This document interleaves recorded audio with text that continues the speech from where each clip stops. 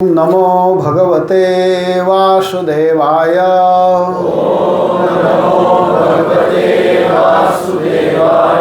ओम नमो भगवते वासुदेवाय। ओम नमो भगवते वासुदेवाय।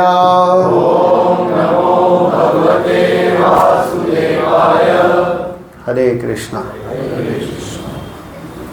भगवत कृपा से विगत 5 दिन से हम लोग श्रीमद् भागवत कथा सुनते हुए आ रहे हैं।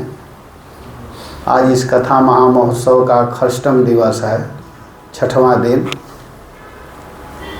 कल हम लोग भगवान के मधुर बाल लीला के विषय में सुन रहे थे। किस प्रकार अकारण करुणा वरुणालय भगवान श्याम सुंदर ब्रजवासियों के मध्य में, गोपियों के बीच में किस प्रकार माखन की चोरी कर रहे हैं और बड़े बड़े असुरों का बड़े आसानी से, कोई कठिनाई नहीं है भगवान के लिए, सबको मारते हुए जा रहे हैं। जैसे जैसे असुर आ रहे हैं भगवान को मारने में कोई दिक्कत नहीं है। इसी को तो भगवान कहते हैं। भगवान का मतलब ही यही होता है। भगवान किसे कहते हैं? सबको भगवान नहीं कहते हैं। हम लोग किसी को भी भगवान कह देते हैं। सब भगवान नहीं है। भगवान का मतलब है जिसमें 6 चीज पाया जाता है और उसके समान किसी के पास न हो। ऐश्वर्यस्य समग्रस्य वीर्यस्य यश सहस्त्रिय ज्ञान वैराग्यश्चैव षडाणां भगवतींगना।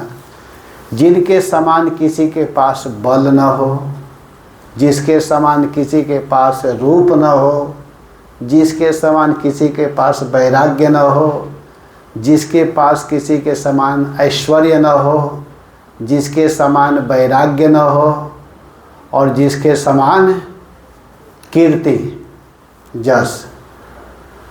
तो इस प्रकार जिसके समान किसी के पास न हो। देखिए भगवान जो हैं हमारे श्याम सुंदर 6 दिन की अवस्था में पूतना जैसे राक्षसी को मार दिए। कोई साधारण व्यक्ति कर सकता है? आजकल जो भगवान बनते हैं वो कर देंगे? बताइए, नहीं कर सकते।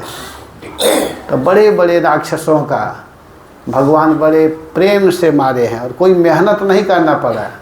पूतना को मारने में भगवान को कोई मेहनत थोड़े करना पड़ा। बड़े आसानी से उसके स्तन पीते हुए मार दिए। मान लीजिए एक आचार्य कहते हैं पूतना प्रसंग में कि कोई कहे कि आप तो मारे हो तो आप पर तो केस होगा, वध कर दिए हो ना। तो भगवान कहते हैं कि मैं थोड़े मारा हूँ, मैं तो इनका स्तन पी रहा था और ये मर गई तो मेरा क्या दोष है? बताइए, मैं अलग से कोई अस्त्र शस्त्र का प्रयोग किया हूँ? भगवान बोल रहे हैं। और मैं दूध पी रहा हूँ और कोई मर जाए तो इसमें मेरा क्या दोष है? भगवान बड़े प्रेम से, बड़े आसानी से किसी के मुख में हाथ डाल करके मार दिए, उसकी मृत्यु हो गई। इसको कहते हैं भगवान। कैसे कैसे भगवान भक्तों का हित कर रहे हैं, कल्याण कर रहे हैं, ये सब इन प्रसंगों में सुनने को मिलता है। अब आगे का प्रसंग सुखदेव गोस्वामी वर्णन करते हुए महाराज परीक्षित से कहते हैं कि हे राजन, एक दिन की बात है, भगवान श्री कृष्ण ब्रज में देख रहे हैं कि सभी लोग बहुत तैयारी में लगे हुए हैं, तैयारी कर रहे हैं। कोई घी ला रहा है, कोई चावल ला रहा है, कोई दूध एकत्रित कर रहा है, कोई आलू ला रहा है, सब कुछ न कुछ ला रहे हैं। तो भगवान पूछते हैं कि आप लोग ये सब क्या कर रहे हैं, किसके लिए ला रहे हैं? इस प्रकार पूछते हुए भगवान अपने पिताजी के पास गए, नंद बाबा के पास। और नंद बाबा के पास जाकर कहते हैं, पिताजी आप लोगों के सामने कौन सी ऐसी काम आ गई है कि आप लोग इस तरह के तैयारी में लगे हुए हैं? और इसको करने से क्या फल मिलने वाला है, आप किस उद्देश्य से ये सब कर रहे हैं, आप बताइए। आप जब बताएंगे तभी ना मैं भी सीखूंगा, तो बाद में करूंगा। आप लोग अब बूढ़े धीरे धीरे हो रहे हैं, तो आपके हम बच्चे हैं, नंद बाबा से कह रहे हैं, तो मैं भी जानूंगा तो बाद में करूंगा। बताइए ये सब किसके लिए उत्सव किया जा रहा है? आप मेरे पिता हैं, और पुत्र और पिता का संबंध जो होता है अभिन्न होता है। पुत्र आत्मो वै जायते पुत्र, पिता का ही स्वरूप पुत्र होता है। तो आप हमसे भेद मत कीजिए, बताइए। भगवान सब जानते हैं, लेकिन अनजान की भांति पूछ रहे हैं। कह रहे हैं कि बताइए ये किसका अनुष्ठान करने के लिए आप लोग कर रहे हैं। तो यहाँ पर कहते हैं नंद बाबा कि देखो बेटा, हम लोग जो तैयारी कर रहे हैं इंद्र के लिए कर रहे हैं। पर्जन्यो भगवान इंद्र, इंद्र जो हैं हम लोगों के लिए भगवान हैं। भगवान कृष्ण कहे कि इंद्र भगवान हैं, तो हाँ, क्योंकि इंद्र के कृपा से हम लोगों को अन्न मिलता है। इंद्र क्या करते हैं कि बारिश करते हैं, जल बरसाते हैं, और इसके कारण हम लोगों का फसल, धान गेहूँ जो भी खेती की जाती है, सब बारिश के द्वारा फसल उत्पन्न होता है। घासें हरी हरी होती है जिसको गायें खाती हैं। तो इसलिए हम लोग नियम बनाए हैं कि साल भर इंद्र के कृपा से हम लोगों को अनाज मिलता है, अन्न मिलता है। तो जिस इंद्र के कृपा से हम लोगों को मिल रहा है, उस इंद्र को कम से कम एक दिन तो हम लोग भोग लगाएं, सेवा करें, पूजा करें। इसलिए हम लोग नियम बनाए हैं कि एक दिन हम लोग विशेष करके इंद्र की पूजा करेंगे।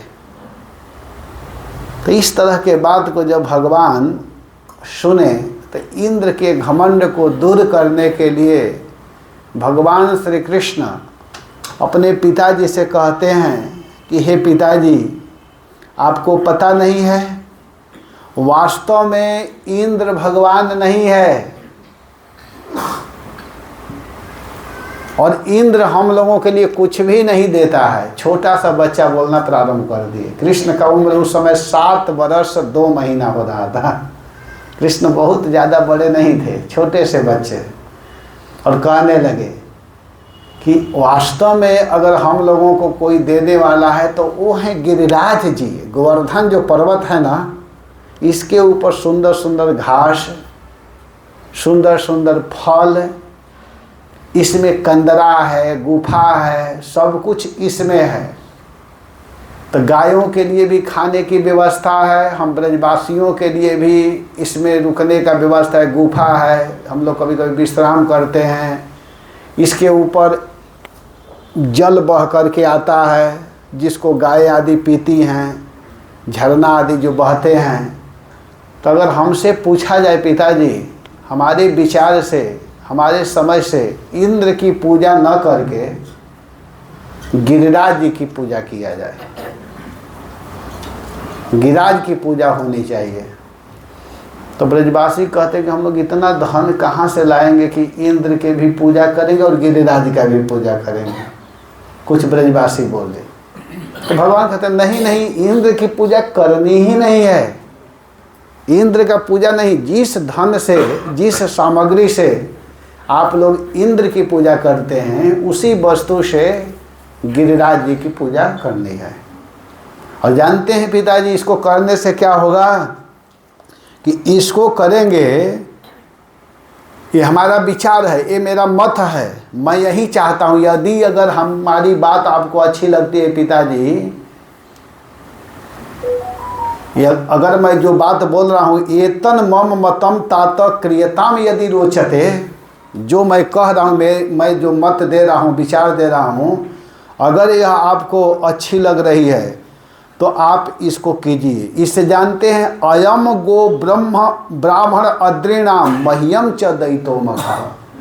इसको करने से गाय भी प्रसन्न होंगी, गौओं को भी अच्छा लगेगा, आनंद आएगा, ब्राह्मण लोग बड़े खुश होंगे। ब्राह्मणों के लिए भी खुशी, और गिरिराज जी को तो पूछिए ही मत, गिरिराज जी बहुत प्रसन्न होंगे। गाय 4 लोगों को करेंगे, 4 लोगों को यह अच्छा लगेगा इस कार्य को करने से, गाय को, ब्राह्मण को, गिरिराज जी को, और मुझे भी बहुत अच्छा लगेगा। महियम माने मुझे बहुत अच्छा लगेगा। तो इस तरह के बात को जब नंद बाबा सुने कि इस पूजा को करने से हमारा लाला कन्हैया को अच्छा लगेगा, कृष्ण को अच्छा लगेगा, तो नंद बाबा कहे कि बेटा चिंता मत करो, इस बार अब गिरिराज के ही पूजा किया जाएगा, गोवर्धन जी की पूजा होगी। नंद बाबा राजा हैं, सबको कहे कि इस बार बेटा कह रहा है तो हम लोग गिरिराज की पूजा करते हैं। अब सभी लोग बेचारे तैयार हो गए, बड़े आनंद के साथ में सब लोग एकत्रित होकर के क्या करते हैं कि गोवर्धन जी के पूजा के लिए सब लोग बड़ा सुंदर सुंदर अपने घरों में पकवान आदि बनाए। भगवान सबसे पहले सबको बताए हैं कि क्या क्या बनाना है, तो कहते हैं कि सबसे पहले आप लोग खीर बनाइए। खीर गरम नहीं खाना चाहिए, जितना ठंडा होता है उतना ही अच्छा लगता है। तो भगवान का एक खीर बनाओ, पुआ बोलते हैं, और एक होता है मालपुआ, 2 चीज़ होता है। तो पुआ भी बनाना है, मालपुआ भी बनाना है। भगवान बहुत सुंदर आइटम बताए, आप लोग कढ़ी बनाओ, पूरी बनाओ, सब्जी अनेक प्रकार के सब्जी, दाल, चावल बनाना है खूब, भात, बंगाल में उसको अन्न कहते हैं, अन्न, भात को अन्न कहते हैं।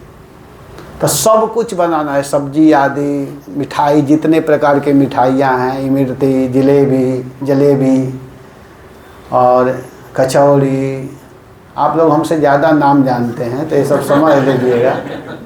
सब आइटम भगवान बोले।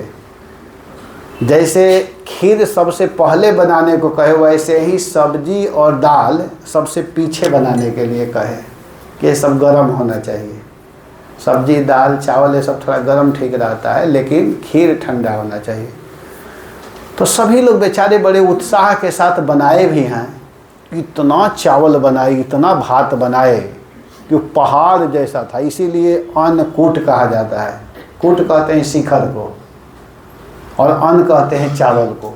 चावल का ढेर बना हुआ था, सरोवर जैसा कुंड था, उसमें दाल रखा हुआ था, बहुत सुंदर ढंग से बनाया गया। और भगवान सभी ब्रजवासियों को लेकर के गिरिराज जी के पास गए और जा कर के कहते हैं कि आप लोग गिरिराज जी को भोग लगाइए। भगवान सामने खड़े हैं, कितना सुंदर लीला चल रहा है। भगवान सामने खड़े हैं और कहते हैं कि गिरिराज जी की पूजा कीजिए।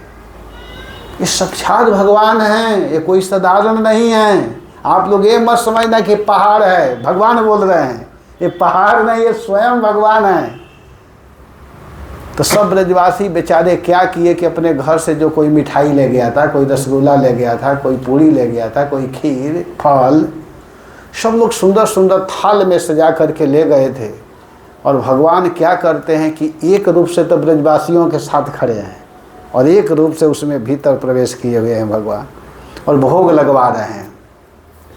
तो जो जितने लोग ले गए हैं ले जा करके भोग लगाते हैं, और भगवान गिरिराज जी सब ग्रहण कर रहे हैं, सब खाते जा रहे हैं। जितना प्रसाद था सब खत्म हो गया, समाप्त। भगवान कृष्ण कहते हैं कितने अच्छे भगवान हैं, देख रहे हैं ना, ये स्वयं खा रहे हैं, बहुत अच्छा लग रहा है। अच्छा लग रहा है ना, तो जो बच्चे थे कह रहे अच्छा लग रहा है, सब एक खा गया, इसे तो अच्छा इंद्र थे। अच्छा लग रहा है ना, अच्छा इतना मेहनत करके हम लोग आइटम बनाए थे, एक भी रसगुल्ला नहीं छोड़ा, लग रहा है कि जीवन में कभी इसको मिला ही नहीं है। भगवान कहे कि बहुत अच्छे भगवान हैं, इन्हीं को भोग लगाना, अब हम लोग नहीं लगाएंगे, एक बार लगा कर देख लिए, सब कह रहे हैं, बच्चे भी। भगवान कैसे क्यों कह रहे हो? भगवान के विषय में ऐसे नहीं कहना चाहिए, तुम लोग नहीं जानते हो ये कौन है। तो बच्चे कह रहे हम लोग जान गए कौन है, जीवन में कभी लग रहा है इसको मिला नहीं है खाने के लिए, प्रथम बार मिला सब खा गया। भगवान का चुप, ऐसे मत कहो, तुम लोग को मालूम नहीं है, तुम लोग अपना आंख बंद करो। भगवान सभी लोगों को अपना आंख बंद करने के लिए कहे। लेकिन एक वहाँ पर है देखने को मिल रहा है कि भगवान जो कहते हैं सब लोग कर रहे हैं। भक्त को ऐसे ही होना चाहिए, अपनी बुद्धि नहीं लगानी है, भगवान जो कह दिए उसके अनुसार करो। भगवान जो कहते हैं उसको करना चाहिए। तो यहाँ पर भगवान कृष्ण ने कहा कि सब लोग आंख बंद करो। तो जितने लोग थे सब लोग अपने नेत्र को बंद किए, आंख को बंद किए। और आंख को बंद किए तो कृष्ण क्या किए कि जितने सब लोग लाए थे, कोई 1 किलो मान लीजिए मिठाई लेकर के गया है तो उसका थाल भी बड़ा हो गया और उसमें 10 किलो मिठाई हो गया। कोई 10 किलो पूरी ले गया है बना करके आटा का तो उसके 10 गुना। भगवान कहे अपने नेत्र को खोलो, और जब खोल रहे हैं तो देख रहे हैं कि जितना ले गए थे उसके 10 गुना हम लोगों के सामने उपस्थित है। तो बच्चे सब प्रसन्न हो गए, कह रही है तो बहुत अच्छा है। भगवान कहे कि देखे हमारे भगवान कितने अच्छे हैं, जितना तुम लोग भोग लगाए उसके 10 गुना सामने दे दिए। तो बच्चे कह रही है तो बहुत अच्छा है, अब हम लोग हर एक साल इसी को भोग लगाएंगे, प्रत्येक साल। भगवान कहे कि हाँ इन्हीं को भोग लगाना चाहिए, ये बहुत अच्छे हैं। तो इधर तो सब लोग प्रसन्न हैं, खुश हैं, लेकिन उधर इंद्र की क्या स्थिति है। अब समय बीत रहा है, बार बार कैलेंडर के पास देखता है कि डेट कहीं इधर उधर नहीं न हो रहा है, अभी तक पूजा नहीं हुआ, अभी तक कोई सूचना फोन आदि वहाँ से ब्रज से नहीं आया। इंद्र बार बार दौड़ दौड़ करके पता कर रहे हैं। तब तक नारद जी पहुँच गए कीर्तन करते हुए। नारद जी जब गए तो इंद्र से कहे कि आप क्या देख रहे हो, किसकी प्रतीक्षा कर रहे हो, अब आपकी पूजा होने वाली नहीं है। जो पूजा करने वाले हैं वे लोग तो कर चुके हैं। इंद्र कहे किसका, तो नारद जी कहे कि गिरिराज जी का, गोवर्धन गिरिराज की पूजा हो चुकी है। इंद्र को बड़ा गुस्सा आया। नारद जी कहे कि कृष्ण के कहने से समस्त ब्रजगण, ब्रजवासी, ब्रजगोपियाँ इस बार गिरिराज जी की पूजा किए हैं, आपकी पूजा नहीं करेंगे। अब इंद्र को इतना गुस्सा आया, अच्छा इतना हिम्मत उन ब्रजवासियों को, अभी मैं बताता हूँ। इंद्र क्या किए कि गुस्से में अपने जो मेघ है उसको आदेश दिए कि जाओ और ऐसा घोर बारिश करो भयंकर कि ब्रज में प्रलय हो जाए, तहस नहस सब समाप्त हो जाए। इंद्र बड़े भयंकर बारिश करवा रहे हैं, हाथी के सूंड जैसा, जैसे हाथी का सूंड होता है वैसे बारिश, ओला, बर्फ है, सब कुछ पड़ रहा है, बारिश हो रही है। इंद्र को इतना गुस्सा आया। एक बार मैं सुन रहा था वैष्णव महाराज के मुखारविंद से मैं सुना, मुझको थोड़ा अच्छा लगा इसलिए मैं इसको कभी कभी बोल भी देता हूँ। तो बोल रहे थे कि इंद्र को इतना क्रोध आया, इतना गुस्सा आया कि वो भूल गए अपने लिए जो पानी रखना चाहिए उसको भी खोल दिए और सारा जल बह चला। अब इंद्र के लिए भी जल नहीं है। क्रोध इतना नहीं करना चाहिए कि अपने लिए भी दिक्कत हो जाए। तो ऐसे किए कि सारा जितना जल का एक स्टोर होता है जिसमें रखा जाता है कुछ पानी इमरजेंसी के लिए, तो उसको भी वो खोल दिए थे क्रोध में, सारा पानी बह गया और घोर बारिश कर रहे हैं, भयंकर जल बरसा रहे हैं। अब जब बारिश होना चालू हुआ तो सब ब्रजवासी दौड़ते हुए कृष्ण के पास आए, कहे कन्हैया कृष्ण कृष्ण कृष्ण, हे कृष्ण हे कृष्ण आप रक्षा कीजिए। भगवान कहे कि मैं कुछ नहीं कर सकता हूँ, चलो गिरिराज जी करेंगे, गिरिराज के शरण में चलो।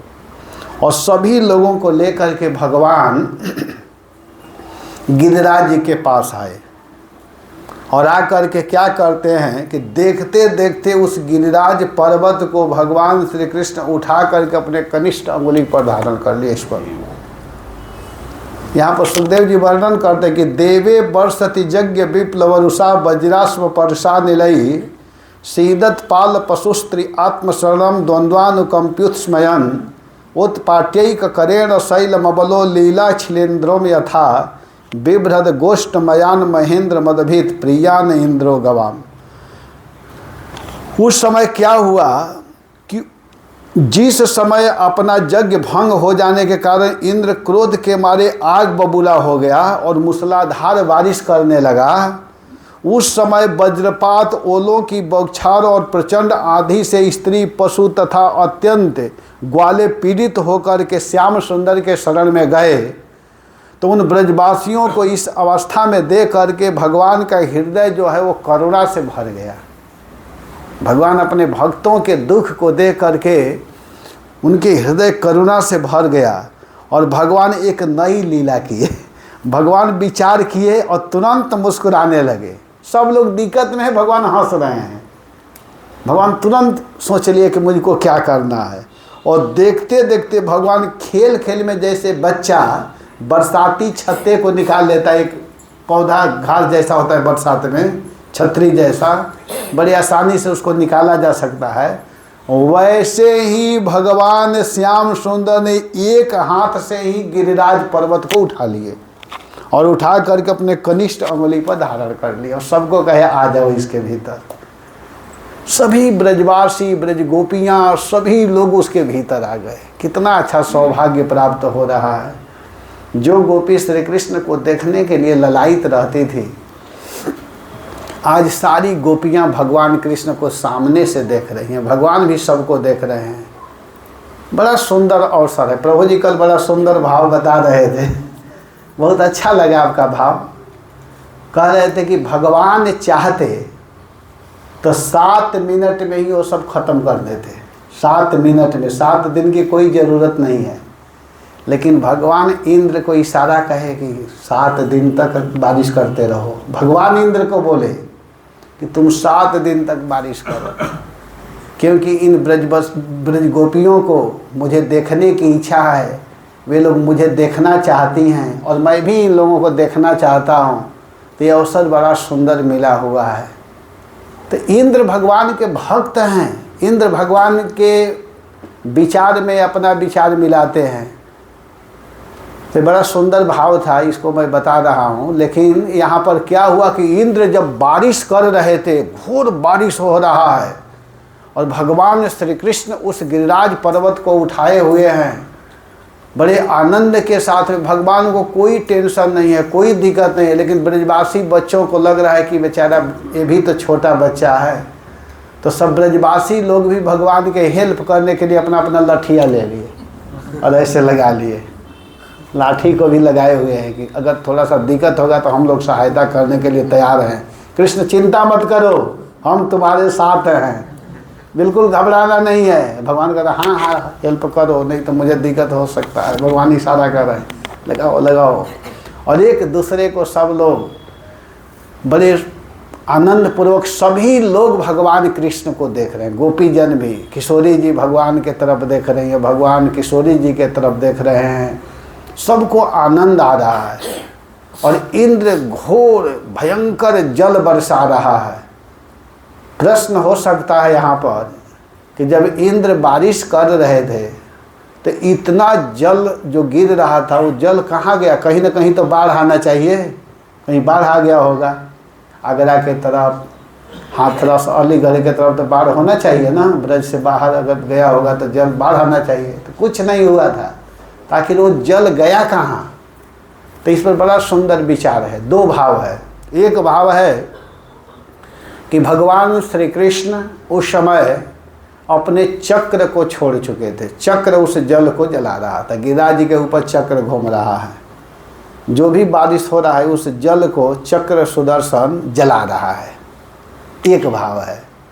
और दूसरा भाव है कि सारे जल को अगस्त जी पी गए थे। अगस्त जी की कथा है, एक छोटी सी कथा है कि एक बार माता पार्वती भोले बाबा से बोली कि हम लोग घर गृहस्थी में रहते हैं, गृहस्थ हैं, गृहस्थों का धर्म है अपने घर में साधु वैष्णवों को बुलाना, खिलाना, कुछ दक्षिणा आदि देना, हम लोग का कर्तव्य है। लेकिन जब से मैं आई हूँ एक बार भी आप किसी ब्राह्मण को अपने घर नहीं बुलाए, साधु को नहीं बुलाए। ये ठीक नहीं है, बुलाना चाहिए ना। शंकर जी कहे कि चिंता मत करो, समय आने पर जरूर बुलाया जाएगा। एक दिन क्या हुआ कि शंकर जी जा रहे थे, तब तक अगस्त जी आ रहे थे। तो भगवान शंकर अगस्त जी को कहे कि आज मेरा अहोभाग्य है कि आप मेरे कुटिया के तरफ से जा रहे हैं, तो थोड़ा कृपा कर दीजिए, मेरे घर चलिए। मेरी पत्नी की बहुत इच्छा है साधु ब्राह्मण सेवा करने की, आप चलिए। अगस्त जी कहे कि चलिए, कहीं ना कहीं तो मुझको प्रसाद पाना ही था, तो चलता हूँ, आज आपके यहाँ ही प्रसाद ले लेता हूँ। अब अगस्त जी आए, और जब आए तो शंकर जी पार्वती जी से जाकर कहते हैं कि अगस्त जी आए हैं, कुछ बनाओ, रोज़ चाहते ही हो कि कुछ न कुछ खिलाया जाए। तो पार्वती जी बहुत प्रसन्न हुई, और प्रसन्न होकर के गई और खूब सुंदर प्रसाद बनाना प्रारंभ की। अगस्त जी बैठ गए प्रसाद पाने के लिए। अब वो बेचारी बना रही है पूरी सब्जी खीर, जो भी बना रही हैं पार्वती जी, भोले बाबा ला रहे हैं और अगस्त जी के पत्तल में डालते हैं। डालते ही वो सब खा जाते हैं। दौड़ करके जाते हैं, शंकर जी फिर लेकर के आ रहे हैं। शंकर जी के आने से पहले ही थाल में एक भी पूरी नहीं है, सब खत्म हो जा रहा है। शंकर जी दौड़ दौड़ करके जा रहे हैं। पार्वती से कहते क्यों देर कर रही हो, उनके थाल में कुछ है ही नहीं, जल्दी बनाओ। बार बार दौड़ रहे हैं, बार बार जा रहे हैं, आ रहे हैं। तो पार्वती जो परेशान हो गई, अरे मैं क्या करूं, पसीना पसीना होने लगा, पूरी कम पड़ने लगा। और पार्वती जी सोच रही है, हे प्रभु आप रक्षा कीजिए, आज क्या हो गया। इस प्रकार अभी कर ही रही है, तब तक एक छोटा सा बच्चा ब्राह्मण, बटू ब्राह्मण आया और कहा मुझे बहुत ज़ोर से भूख लगी है। तो शंकर जी कहे कि बैठ जाइए, भंडारा चालू है तो आप भी बैठ जाओ। भाई भंडारा होता है तो कोई ना कोई आ ही जाएगा, तो उसको भगाना नहीं चाहिए। शंकर जी ब्राह्मण भक्त वैष्णव सेवा का महत्व जानते हैं, साधु सेवा के विषय में जानते हैं। कहे ठीक है बैठ जाओ, आप भी बैठ जाओ। शंकर जी पार्वती के पास जाकर कहे लो, अभी एक को तो दे नहीं पा रहे, दूसरा भी आ गया, अब क्या किया जाए। शंकर जी लाए, एक दो पूरी उनके थाल में भी दे दिए, और वो बच्चा तुरंत एक पूरी खाया और तुरंत जल लेकर के हाथ धोकर खड़ा हो गया। तो जब खड़ा हुआ तो अगस्त जी कहा अरे मूर्ख बालक, ये क्या कर रहे हो, पंक्ति दोष हो गया, अब मैं नहीं खाऊंगा। ब्राह्मण लोग ऐसे करते हैं कि जब प्रसाद पाते हैं तो एक साथ चालू होगा, जब सब लोग खा लेंगे तब सब लोग उठेंगे। अगर कोई पहले उठ गया तो गड़बड़ हो गया। लेकिन ये सारा सिस्टम प्रभुपाद जी जान चुके हैं कि क्या करना है। भगवान ही ये नियम बना चुके हैं कि पहले भी उठा जा सकता है। तो हुआ क्या कि भगवान, वो तो कोई दूसरे थे नहीं, वो भगवान थे, ब्राह्मण रूप में आए थे। अब खड़े हुए तो अगस्त जी आते हैं और कहते हैं कि अब हाथ धोवाइए, हाथ धोवाइए। तो हाथ धोए और कहे कि जल पिलाओ। तो भगवान कहे कि जल मैं आपको पिलाऊंगा, अभी तुरंत खा करके जल नहीं पीना चाहिए। तो उस बच्चे के बात को सुन करके अगस्त जी सोचे कि कौन है। तब तक वो मुस्कुरा दिए। अगस्त जी समझ गए कि कोई दूसरा नहीं है, वो भगवान ही हैं। तब अगस्त जी कहे अच्छा प्रभु आप आए हैं। तो वही अगस्त जी आज गिरिराज जी को जब उठाए हुए हैं भगवान कृष्ण, तो उसी अगस्त जी को बुलाए कि अब आकर के पानी पी लो। तुरंत खा करके पानी पीने से एसिडिटी होता है, तुरंत पानी नहीं पीना चाहिए, कुछ देर के बाद पीना चाहिए, तो अब आकर के पी लो। तो वही अगस्त जी आकर के पानी सारा पी गए। कहीं भी बाढ़ आदि नहीं हुआ, कुछ भी नहीं हुआ। लेकिन अब इंद्र को क्या हुआ, इंद्र को बड़ा अफसोस हुआ। इंद्र को समझ में आ गया कि मैं जिससे पंगा ले रहा हूँ वो कोई दूसरे नहीं हो तो भगवान ही हैं। तो इंद्र बड़ा संकुचित हैं। अब आते हैं ब्रज में और आ करके भगवान के चरणों में बड़ा सुंदर स्तुति किए हैं और भगवान का अभिषेक किए हैं। अभिषेक, भगवान का अभिषेक किए सुंदर ढंग से। और इंद्र ही भगवान का नाम गोविंद रखे हैं। गोविंद जो नाम है वो इंद्र के द्वारा रखा हुआ नाम है। इंद्र कहते हैं कि हे श्याम सुंदर, वास्तव में गायों के पालन करने वाले आप हैं, गायों के रक्षक आप हैं। मैं तो गायों का मारने वाला हूँ, आप नहीं रहते तो आज इन गायों की रक्षा कौन करता। हे गायों के रक्षा करने वाले, पालन करने वाले, हे गोविंद, हम आपके चरणों में प्रणाम करते हैं। आप हमारे अपराध, हमारे गलती को क्षमा कीजिए। भगवान इंद्र से बात किए हैं, ब्रह्मा जी से भगवान बात नहीं किए, लेकिन इंद्र से भगवान बात कर रहे हैं, क्योंकि इंद्र पर भगवान खुश हैं। ब्रह्मा जी पर नाराज थे। क्यों नाराज थे? क्योंकि ब्रह्मा जी भगवान के भक्तों को अलग कर दिए थे। लेकिन इंद्र पर इसलिए प्रसन्न है कि इंद्र सभी वैष्णव भक्त, गोपी, गोप, ग्वाल बाल सबको एक जगह कर दिए। इंद्र ऐसा व्यवस्था किए कि सब एक पंडाल के नीचे आ गए। तो भक्तों को मिलाने वाले कार्य इंद्र किए हैं, इसलिए भगवान बहुत प्रसन्न हुए। लेकिन ऊपर से डांट रहे हैं और डांटते हुए कहते हैं कि तुमको थोड़ा भी ज्ञान नहीं है, इस जल को बर्बाद कर रहे हो। जल ही जीवन है। हम लोग लिखते हैं ना, पढ़ते हुए कि जल ही जीवन है, और इस जीवन रूपी जल को तुम बर्बाद कर रहा है। तुमको एक काम दिया गया है, जल मंत्रालय दिया गया है, जल को सुरक्षित रखना चाहिए, लेकिन उसको तुम इधर उधर करके बहवा रहे हो, गिरा रहे हो। ऐसा गलती मत करना। इंद्र हाथ जोड़कर कहे, प्रभु आज से ऐसा गलती नहीं करूँगा, मैं जल को बचाऊंगा। सच पूछिए तो हम लोगों को भी जल को बचाना चाहिए, व्यर्थ में पानी को नहीं गिराना चाहिए। आजकल सुविधा हो गया टंकी वाला, टोटी खोलो पानी गिर रहा है, 5 लोटा की ज़रूरत है, 5 बाल्टी गिर जाता है। ये सारा संपत्ति भगवान का है। जितना जरूरी है उतना ही जल का प्रयोग करना चाहिए, बिजली की प्रयोग होनी चाहिए जितनी आवश्यकता है। बेलगांव में मैं कथा कर रहा था तो वहाँ एक बार जल कम पड़ गया था, प्राय वहाँ कम हो जाता है जल। तो वहाँ ये सिखाया जा रहा था, बेलगांव में मंदिर में भी अनाउंस हो रहा था कि पानी को कैसे बचाना है। अगर जल सूख जाएगा तो हम लोग कैसे जल का प्रयोग करेंगे, पानी कैसे पिएंगे, कैसे स्नान करेंगे। तो इसको बचाना चाहिए। भगवान श्री कृष्ण ने इंद्र को फटकार लगाया, डांटा, कहा कि आज से ऐसा गलती नहीं होना चाहिए। तो इंद्र दोनों हाथ जोड़ करके भगवान के चरणों में प्रार्थना करते हुए कहे कि प्रभु अब ऐसी गलती नहीं होगी, आप हमें इस बार माफ़ कर दीजिए। तो भगवान मुस्कुराते हुए कहे ठीक है अब जाओ। और जब वे चले गए तो भगवान बड़े आनंद के साथ सभी ब्रजवासियों को कहे कि भाई अब गिरिराज जी की धूमधाम से पूजा होना चाहिए। और सभी भक्त लोग बड़े आनंद से गिरिराज परिक्रमा भी किए, कीर्तन करते हुए, गाते हुए गिरिराज जी की परिक्रमा कर रहे हैं। गिरिराज के चरणों में पूजा किए हैं बहुत सुंदर ढंग से। इसीलिए अब भक्त लोग गिरिराज जी में परिक्रमा करते हैं। गिरिराज स्वयं भगवान ही हैं। हंताय मद्रिबलो हरिदास वर्यो यद राम कृष्ण चरण स्पर्शः प्रमोदः। हरिदासों में श्रेष्ठ हैं गिरिराज जी।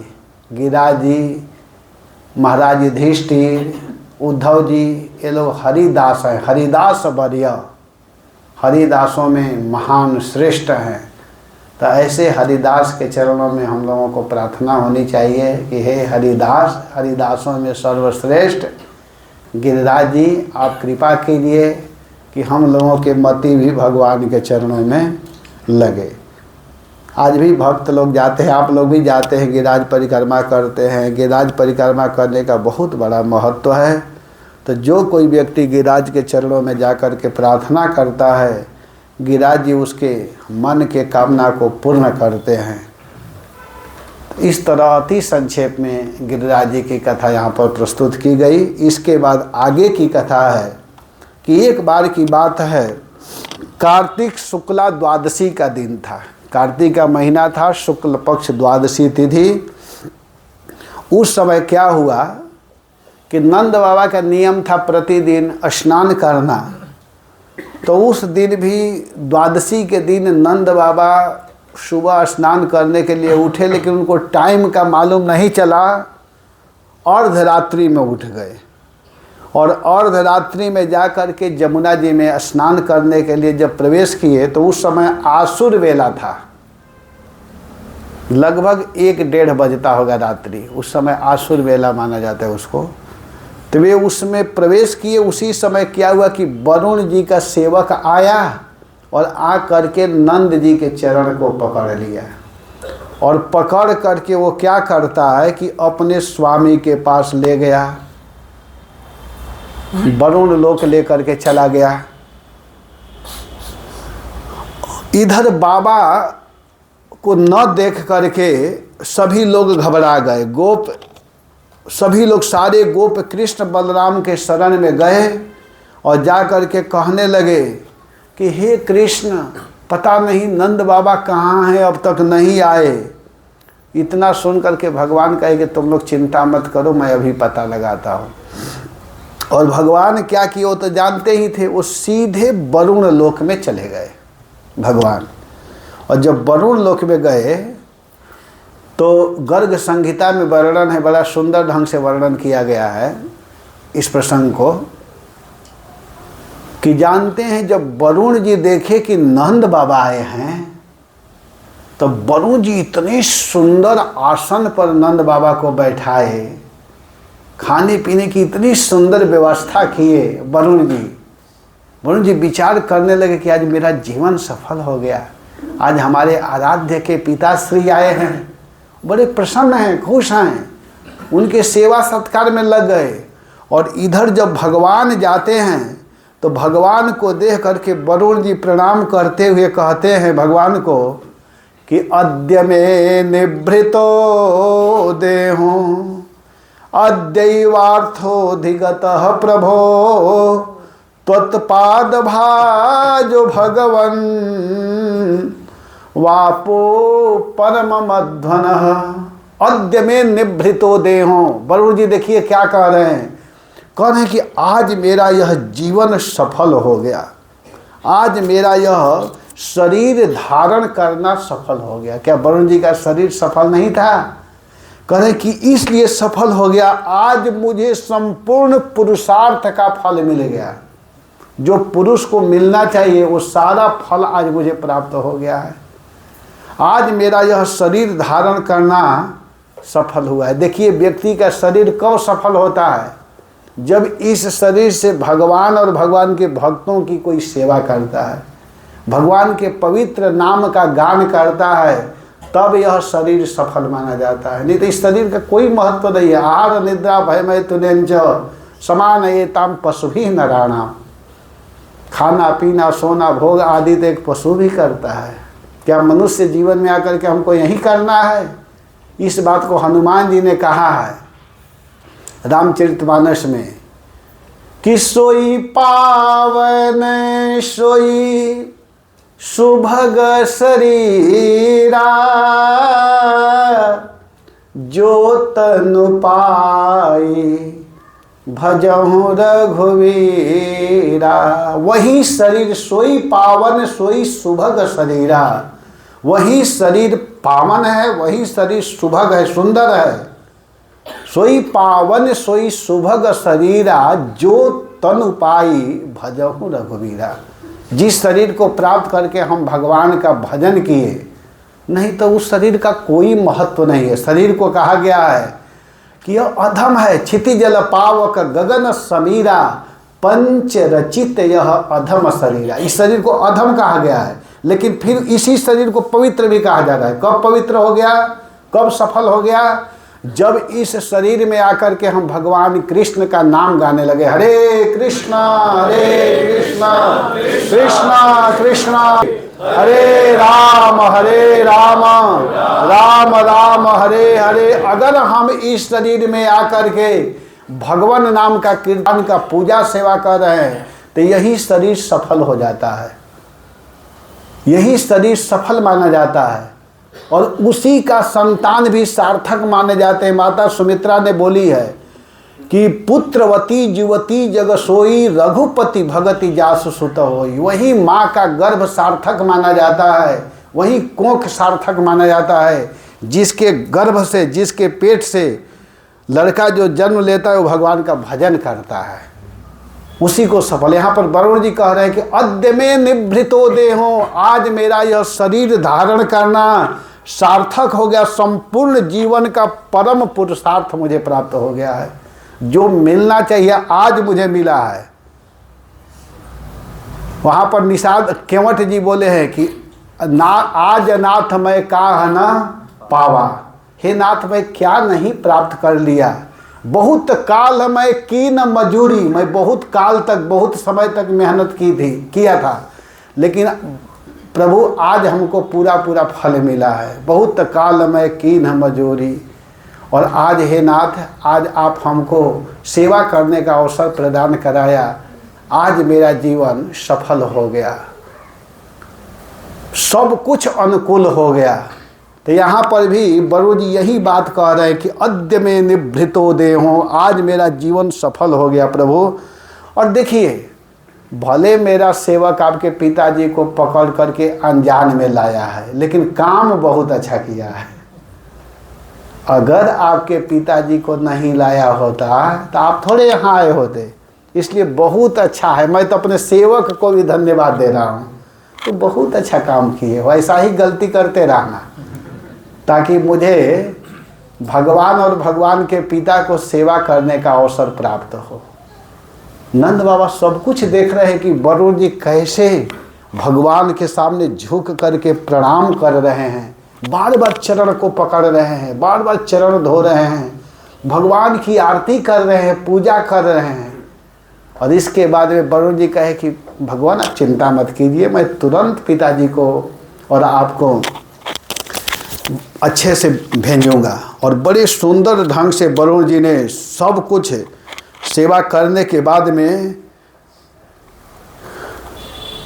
वरुण जी ऐसा व्यवस्था किए कि तुरंत जमुना के ऊपर लेकर के आ गए, अपने सेवकों के द्वारा भिजवाए। बहुत सुंदर ढंग से बड़ा सुंदर सेवा सत्कार किए, माला पहनाए, कपड़ा पहनाए। और जब इधर आए तब आने के बाद में नंद बाबा सभी घटना को बता दिए ब्रजवासियों को। कहे कि जानते हो आज मैं जहाँ गया था, कहाँ गया था? मैं वरुण जी के पास गया था, और वहाँ जब मेरा बेटा गया तो वरुण जी ने बहुत सुंदर ढंग से इनका सेवा किया, पूजा किया। जानते हो ये कोई साधारण बच्चा नहीं है। तो कहे कि तब कौन है? तो इसके विषय में गर्गाचार्य जी ने बताया है कि नारायण ही यह है, यह नारायण के समान है। तो बच्चे और ब्रजवासी कहे गर्गाचार्य जी कब बता दिए? अरे तुम लोग को पता नहीं, जब इसका नामकरण हो रहा था तो आप नामकरण करवा लिए और भंडारा भी नहीं किए। बच्चे और ब्रजवासी नाराज हो गए एक तरह से। कहे देखो नाराज मत हो, ऐसी स्थिति आई थी ना, ऐसा समय आया था कि उस समय बताने का माहौल नहीं था, कंस के कारण मैं नहीं बता पाया। जब प्रसाद की बात है तो आप लोग को माना कहाँ है, जब चाहो तब तो प्रसाद करा दूंगा, घबराओ मत, चिंता मत करो। तो ब्रजवासी बच्चे भी रोने लगे, और ब्रजवासी कहे कि हम भी देखेंगे उस जगह को, उस ऐश्वर्य को देखना चाहते हैं। भगवान कहे कि अरे मत देखो, देखोगे तो परेशान हो जाओगे। कहे नहीं नहीं हमको दिखाइए।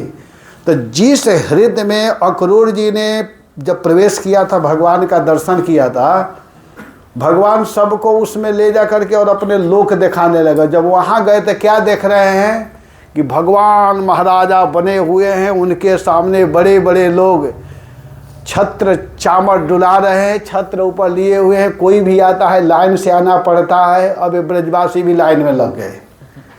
अब उन लोग को जाने में बहुत देर हो रहा है, और जब पहुँचे भगवान का सारा ऐश्वर्य का जब दर्शन कर रहे हैं तो भगवान मुस्कुराते हुए कहे अच्छा लग रहा है ना यहाँ रुको? कहे नहीं नहीं हम लोग को ये अच्छा नहीं लग रहा है, वहीं भेजो। कभी तुम्हारे कंधे पर चढ़ेंगे, कभी तुमको डांटेंगे, उसमें जो आनंद है वो यहाँ पर नहीं है। तो इस तरह भगवान सभी ब्रजवासियों को आनंदित करते थे। अब आगे का जो प्रसंग है 5 अध्याय में महारास का वर्णन किया गया है। रास पंचाध्यायी कहते हैं इसको, ये रास पंचाध्यायी है भागवतम में। जैसे शरीर के लिए 5 प्राण होता है जिसके द्वारा ये शरीर चलता है, वैसे ही भागवत के प्राण हैं 5 प्राण। पहला अध्याय में भगवान ने बंसी बजाया, सब गोपियों को बुलाया।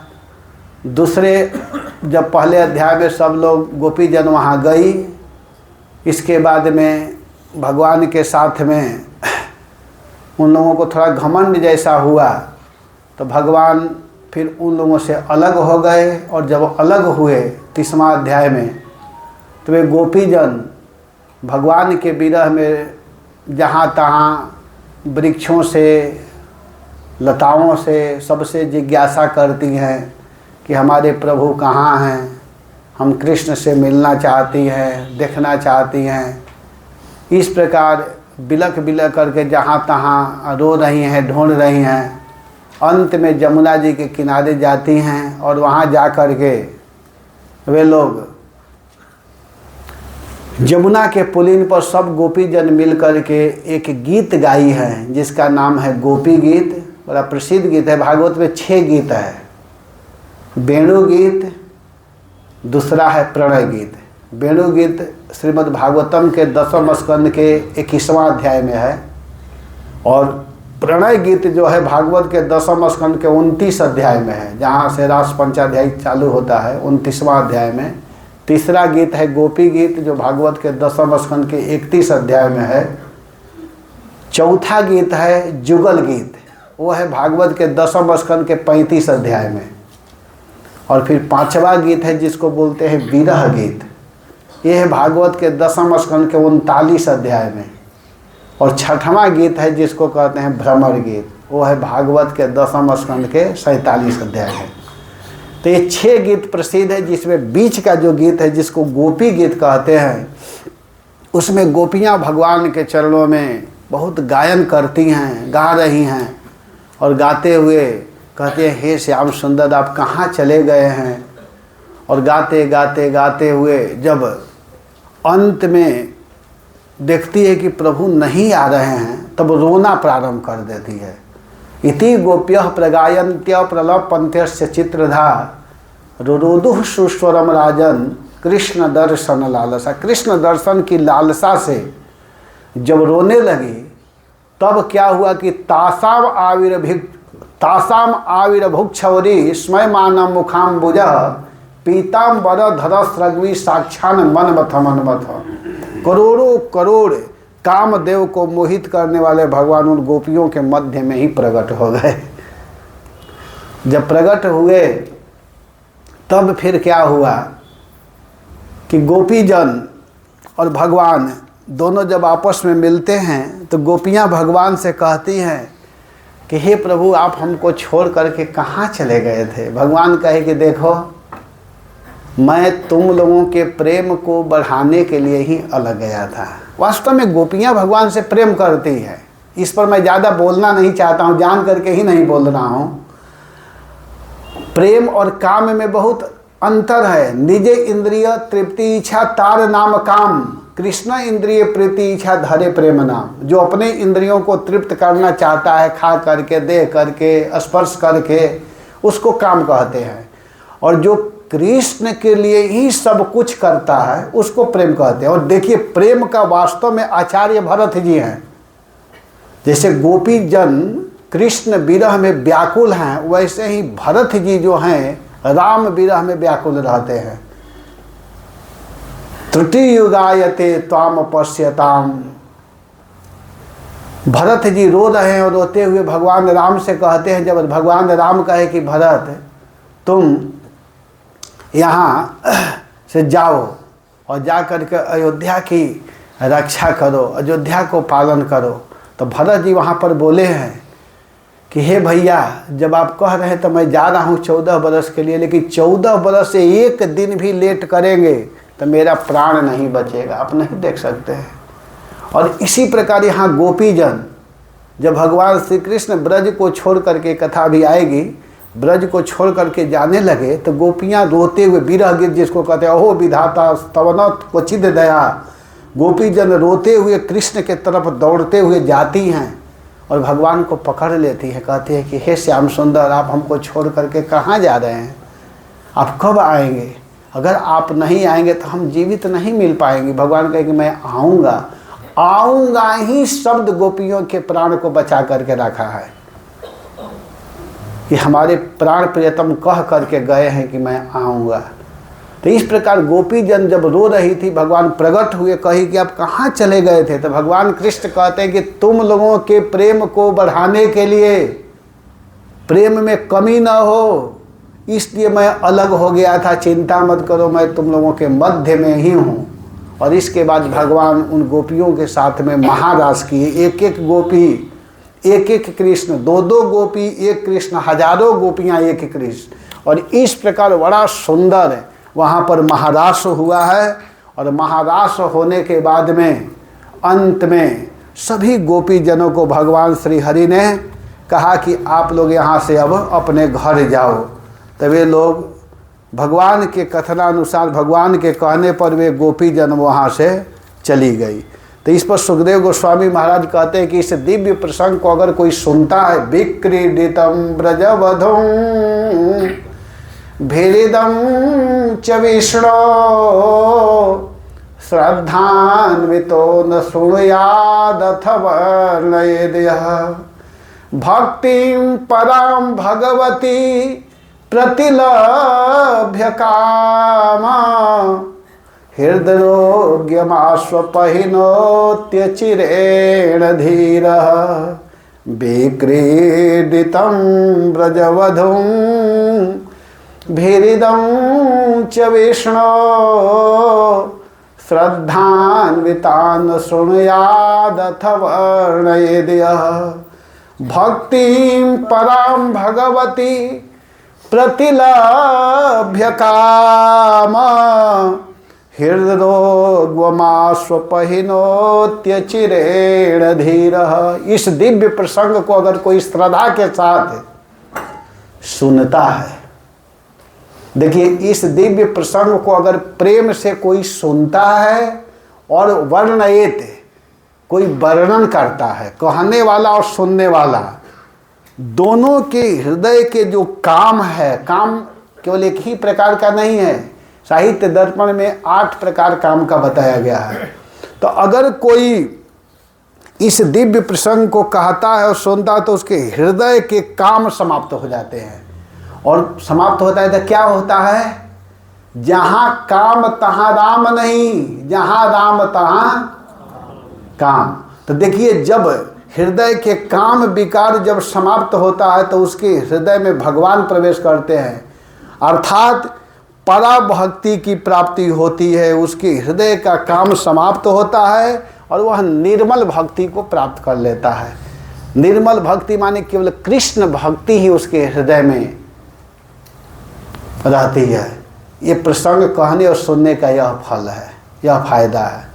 तो इसलिए इसको सुनना चाहिए और पढ़ना चाहिए। इस कथा को कहते हुए सुखदेव गोस्वामी जी अब आगे की ओर बढ़ रहे हैं और आगे की ओर बढ़ते हुए कहते हैं कि हे राजन, हे परीक्षित, देखो इसके बाद क्या हुआ कि एक दिन की बात है, नंद बाबा अंबिका वन में भगवान शिव और माता पार्वती की आराधना करने के लिए गए हुए थे और वहाँ जाकर के सरस्वती नदी में स्नान दान कर उस रात्रि वहीं विश्राम किए।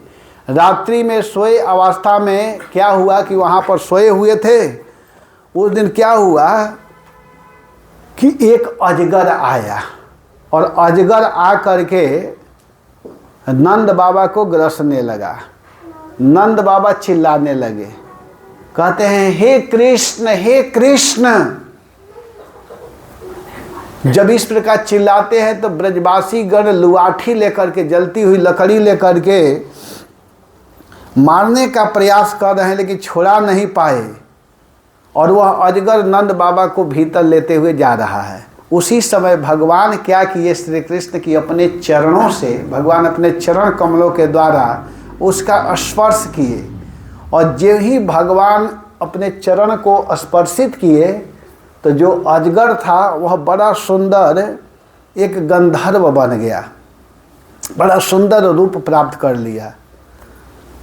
तो भगवान सबके सामने पूछते हैं कि भैया तुम कौन हो जो अभी अजगर के रूप में थे और अभी देखते देखते तुम इतना सुंदर रूप धारण कर लिए हो, कौन हो? तब कहता है कि देखिए महाराज, मैं विद्याधर नाम का सुदर्शन हूँ, मेरा नाम सुदर्शन है, और मैं अपने सौंदर्य से इतना माने घमंड में रहता था कि एक बार अंगिरा गोत्र के कुरूप ऋषियों को देख करके मैं हंसी उड़ाया। मैं उन लोगों को देखा तो मुझे हंसी आई, मैं हंसी उड़ाने लगा, तो वे लोग क्रोधित होकर के मुझको श्राप दे दिए कि जाओ, तुमको इतना घमंड है, तुम शरीर पर घमंड कर रहे हो, जाओ अजगर बन जाओ। तो जब मुझे श्राप मिला तो मैं रोने लगा। तो फिर वही ऋषि लोग कहे कि चिंता मत करो, भगवान कृष्ण के स्पर्श से तुम्हारा हित होगा, कल्याण होगा। तो हे महाराज, मैं वही विद्याधर नाम का सुदर्शन हूँ। इस सब बात को बताने के बाद में अब आगे की कथा कहते हुए सुखदेव जी कहते हैं कि देखिए, एक दिन की बात है, इसी अध्याय में कृष्ण बलराम रात्रि के समय वन में गोपियों के साथ में विहार कर रहे थे, और गोपियाँ आनंद से ललित स्वर में उन्हीं के गुणों को गा रही थी। गोपी जन भगवान के गुण को गा रही हैं। उसी समय क्या हुआ कि उनका सम्मान करते हुए दोनों भाई एक साथ मिल करके राग आलापना प्रारंभ किए, कृष्ण और बलराम। उनका गान सुन करके गोपियाँ मोहित हो गई, और गोपी जन शरीर की शुद्ध बुद्ध खो गई थी।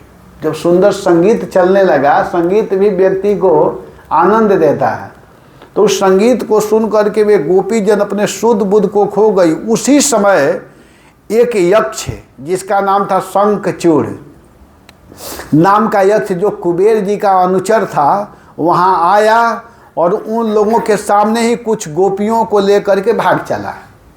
गोपियों को लिया और भागने लगा। तो वे लोग जोर जोर से चिल्लाने लगी। जब चिल्लाने लगी तो दोनों भाई दौड़े, और उन लोगों को देख करके वह शंखचूड़ नाम का यक्ष अब भागने लगा। उन गोपियों को तो छोड़ दिया और भागने लगा। तो जब भागने लगा तो भगवान कृष्ण भैया बलराम से कहे कि भैया आप तो यहीं रुक जाइए, इन गोपियों की रक्षा कीजिए, और मैं उस दुष्ट को अभी बताता हूँ, आप देखिएगा, आप मत कहीं जाइए, यहीं रहिए, गोपियों को रक्षा कीजिए।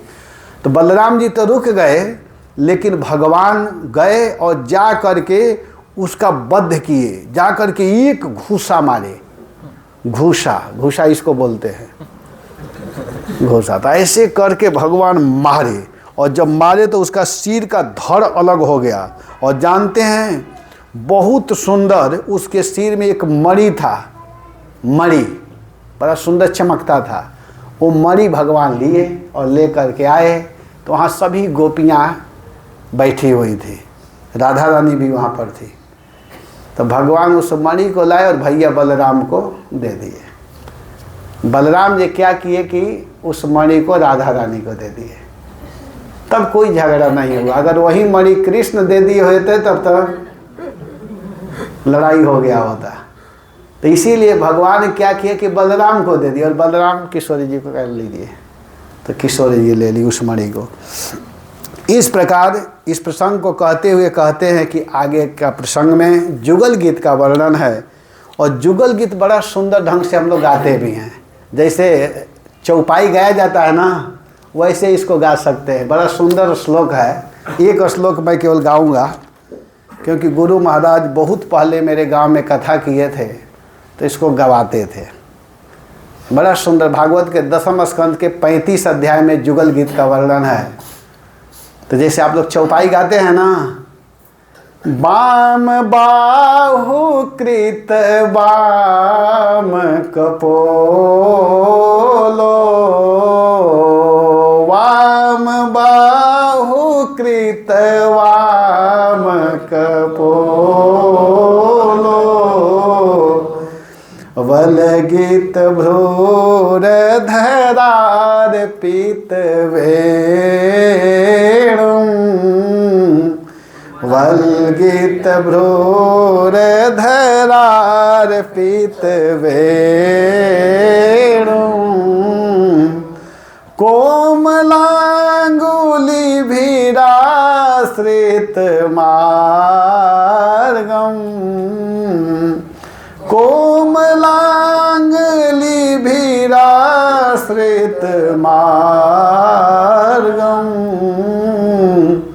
गोप्य ईरयति यत्र मुकुंद। तो इस प्रकार गोपीजन बड़ा सुंदर भगवान के ही महिमा को गा रही हैं। जुगल गीत, जुगल गीत का मतलब है कि एक बार कुछ गोपी गा, एक कृष्ण की महिमा कर रही है तो एक राधा रानी की। तो इस प्रकार प्रतिदिन कृष्ण बलराम जब गाय चराने के लिए वन में चले जाते थे तो गोपियों का चित्त भी कृष्ण के साथ चला जाता था। और उस समय क्या होता था कि वे वाणी से उनके लीलाओं को गाती हुई दिन बिताती थी। जब भगवान चले जाते थे तो गोपियां आपस में बैठ करके भगवान के लीलाओं का चिंतन करते हुए वाणी से गाती थी, पूरा दिन बिताती थी। कृष्ण के बंसी को सुन करके आकाश स्थित सिद्ध गणों के साथ पत्नियों की दासा का वर्णन, उनके सौंदर्य को देख करके और बंसी ध्वनि को सुन करके वनचर पशुगण बैल गाय हिरण आदि घास चरना छोड़ देते थे, चित्रवत की तरह खड़े रहते थे। नदियों की गति रुक जाती थी बंसी की आवाज़ को सुन करके। फूल फल से लदे वृक्ष और लताएं झुक करके धरती को छूने लगते थे, मानो उन्हें प्रणाम कर रहे। वृक्ष पर बैठे पक्षीगण बंसी ध्वनि सुन करके आंखें मूंद करके चुपचाप चित्र की तरह एकाग्र करके आराधना करने लगते हैं। आकाश में स्थित मेघ छाया करते हैं, छोटे छोटे फूहियों से जल बरसाते हैं, देवता भी उसको देख करके मोहित हो जाते हैं। इस प्रकार आपस में वे लोग गान कर रही हैं और गान करते हुए पूरा दिन बिताती थी, भगवान के ही महिमा को गाती रहती थी। कृष्ण चरित्र को गाना, कृष्ण चरित्र को सुनना, यही उन लोगों का जीवन था। और जब भगवान शाम को गाय चरा करके आते थे तो उस रूप को देखने के लिए अपने अपने कामों को समेट करके जल्दी से जल्दी दरवाजे पर जा करके भगवान के सुंदर रूप को देखती थी। भगवान का बहुत सुंदर रूप है, बहुत सुंदर। आचार्य लोगों ने वर्णन किया है। गोरज बिराजे भाल लह लहि बन माल, गोरज बिराजे भाल लह लहि बन माल, आगे गैया पाछे ग्वाल, लगावे मृदु तानरी, कैसी धोनी बांसुरी की मधुर मधुर तैसे, कैसी धोनी बांसुरी की मधुर मधुर तैसे, बंक चितवनी मृदु मंद मुस्कानरी, बंक चितवनी मृदु मंद मुस्कानरी। भगवान जब गाय चरा करके आते हैं तो गौओं के भक्त हैं भगवान। आगे गैया अपने स्वामी गायों को आगे आगे किए हुए हैं, आगे आगे गाय चले, आगे गैया पाछे ग्वाल, आगे आगे गाय और पीछे पीछे ग्वाल, गावे मृदु तानरी। और जब गाय चलती हैं तो उनके खुर से जो ब्रज रज उड़ रहा है तो वह ब्रज रज भगवान के मुख पर पड़ा हुआ है। तो भगवान के मुख पर जब ब्रज रज पड़ा हुआ है तो भगवान का मुख इतना सुंदर लग रहा है। देखिए, ब्रज रज पड़ने से भी भगवान के मुख में कोई कमी नहीं हो रहा है। इसी को तो भगवान कहते हैं। भगवान कभी पाउडर नहीं लगाते हैं, क्रीम नहीं लगाते हैं भगवान। जैसे हम लोग बाहर से चल करके आते हैं तो तुरंत फेस वॉश से मुंह को साफ करते हैं, कहीं कोई देख न ले। लेकिन भगवान के उस छवि को देखने के लिए गोपीजन अटारियों पर चढ़ करके झरोखों के माध्यम से खिड़कियों के द्वारा खड़ी होकर के भगवान के सुंदर सौंदर्य का दर्शन कर रही हैं। बड़ा सुंदर यहाँ पर भाव है, बड़ा सुंदर भगवान का रूप है। गोरज बिराजे भाल लह लही बन माल, आगे गैया पाछे ग्वाल, गावे मृदु तानरी, कैसी धुनी बांसुरी की मधुर मधुर बंकज चितवनी मृदु मंद मुस्कान, और भगवान मंद मंद मुस्कुरा रहे हैं। भगवान का रूप इतना सुंदर है कि उनके शरीर पर कुछ भी जाता है तो अच्छा लगने लगता है। उद्धव जी ने वर्णन किया है भागवत के 3 स्कंद के 2 अध्याय के 12 नंबर के श्लोकों में उद्धव जी ने कहा है, बड़ा सुंदर वर्णन है वहाँ पर। यन्मर्त्यलीलौ पैकं स्वयोगं मायावलं दर्शयतां गृहीतं विस्मापनं स्वस्य च सौभगर्धे परं पदं भूषणभूषणांगं परं पदम भूषणांगम। भगवान का अंग इतना सुंदर है कि उनके शरीर में कपड़ा जाकर के, रत्न जाकर के अच्छा लगने लगता है, न कि कपड़ा पहन करके भगवान अच्छे लगते हैं। ये भ्रम नहीं करना चाहिए। भगवान का अंग ही, भगवान का रूप ही, भगवान का शरीर ही इतना सुंदर है कि उसमें आप कैसा हूँ वस्त्र पहनाइए न सुंदर लगने लगेंगे। वो कपड़ा ही जाकर के अच्छा लगने लगता है। भगवान के मुख में धूल जाता है तो वह धूल अच्छा लगने लगता है, सुंदर लगने लगता है। यह भगवान का सौंदर्य। भगवान एक बार दर्पण में अपने मुख को देख रहे थे। उस समय किशोरी जी पीछे से उस दर्पण को हटा लेती हैं। भगवान कहे क्यों हटा रही हो? तो कहते अरे स्वामी, जब आप अपने रूप को देखेंगे तो फिर दूसरे को देखना नहीं चाहेंगे। आप इतने सुंदर हैं कि आप खुद मोहित हो जाएंगे अपने रूप को देख करके। भगवान बहुत सुंदर हैं, इसलिए अगर सुंदर रूप देखने की हम लोग की इच्छा है तो किसको देखना चाहिए? कृष्ण को। कृष्ण से ज़्यादा सुंदर कोई नहीं है। इसका बहुत सुंदर प्रमाण है। एक बार की बात है, किशोरी जी राधा रानी रो रही थी, रो रही हैं, खूब रो रही थी कृष्ण के विरह में। उसी समय क्या हुआ कि बादल, बादल तो सब जगह चलता है ना, बादल। तो राधा रानी अपने खबर को भेजना चाहती है, सोचते किससे मैं अपने संदेश को भेजवाऊं। तो बादल को अपना भाई बनाती हैं। कहती है बिरन बदरा मोर ले ले जा संदेशवा बिरन बदरा। हे बादल भैया, आप मेरे इस पत्र को लेकर के चले जाओ। तो बादल कहाँ जाना है? आखिर कुछ एड्रेस दोगी तभी ना मैं ले जाऊंगा। तो कहती है कि रूप बाटे सांवला मुकुट मोर माथ हो। उनका रूप सांवला है, परिचय दे रही है। तो बादल कहते सांवला तो कोई भी हो सकता है। तो कहते हैं कि मुकुट मोर माथ हो, उनके माथे पर मोर पंख होंगे। रूप बाटे सांवला मुकुट मोर माथ हो, गले बन माला बा, उनके गले में बन का माला होगा। तो बादल कहता क्या परिचय दे रही हो? बन के माला तो कोई भी पहन सकता है ना। गले बन माला बा बसुरिया बीचे हाथ हो, उनके हाथ में बांसुरी होगी, वही हमारे प्रियतम है, उनको जाकर के पत्र देना। तो बादल कहा कि बांसुरी 2-4 रुपया का कोई दूसरा नहीं खरीद सकता है।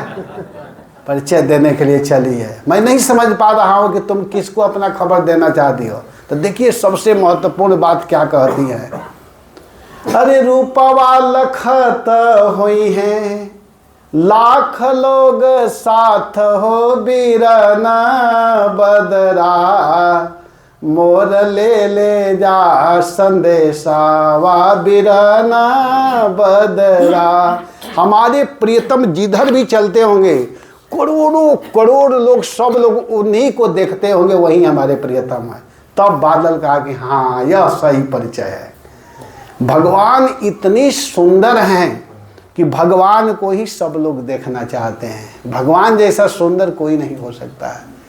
तो अगर हमारी आसक्ति सुंदरता की ओर जा रही है तो कृष्ण को एक बार देख लीजिए, फिर दूसरे को देखने का मन नहीं करेगा। बहुत सुंदर भगवान है। तो यह भगवान का सौंदर्य, उसको गोपियाँ देखना चाहती है। लेकिन अब देखिए हुआ क्या।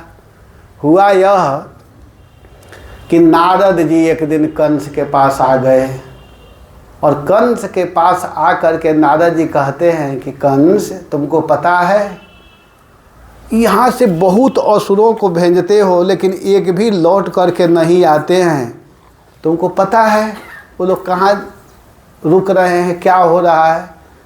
तो कंस कहता हाँ एक ब्रज में एक नंद का लड़का है, उससे लड़ाई होता है और शायद वही मार देता है।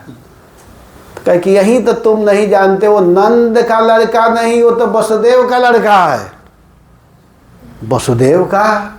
तो हाँ, जिसको तुम 8वां संतान के रूप में कन्या समझ रहे हो, कन्या नहीं, वही नंद का छोरा है। और 8वां ही नहीं, 7वां भी वहीं रह रहा है। 7वां तो नष्ट हो गया है ना?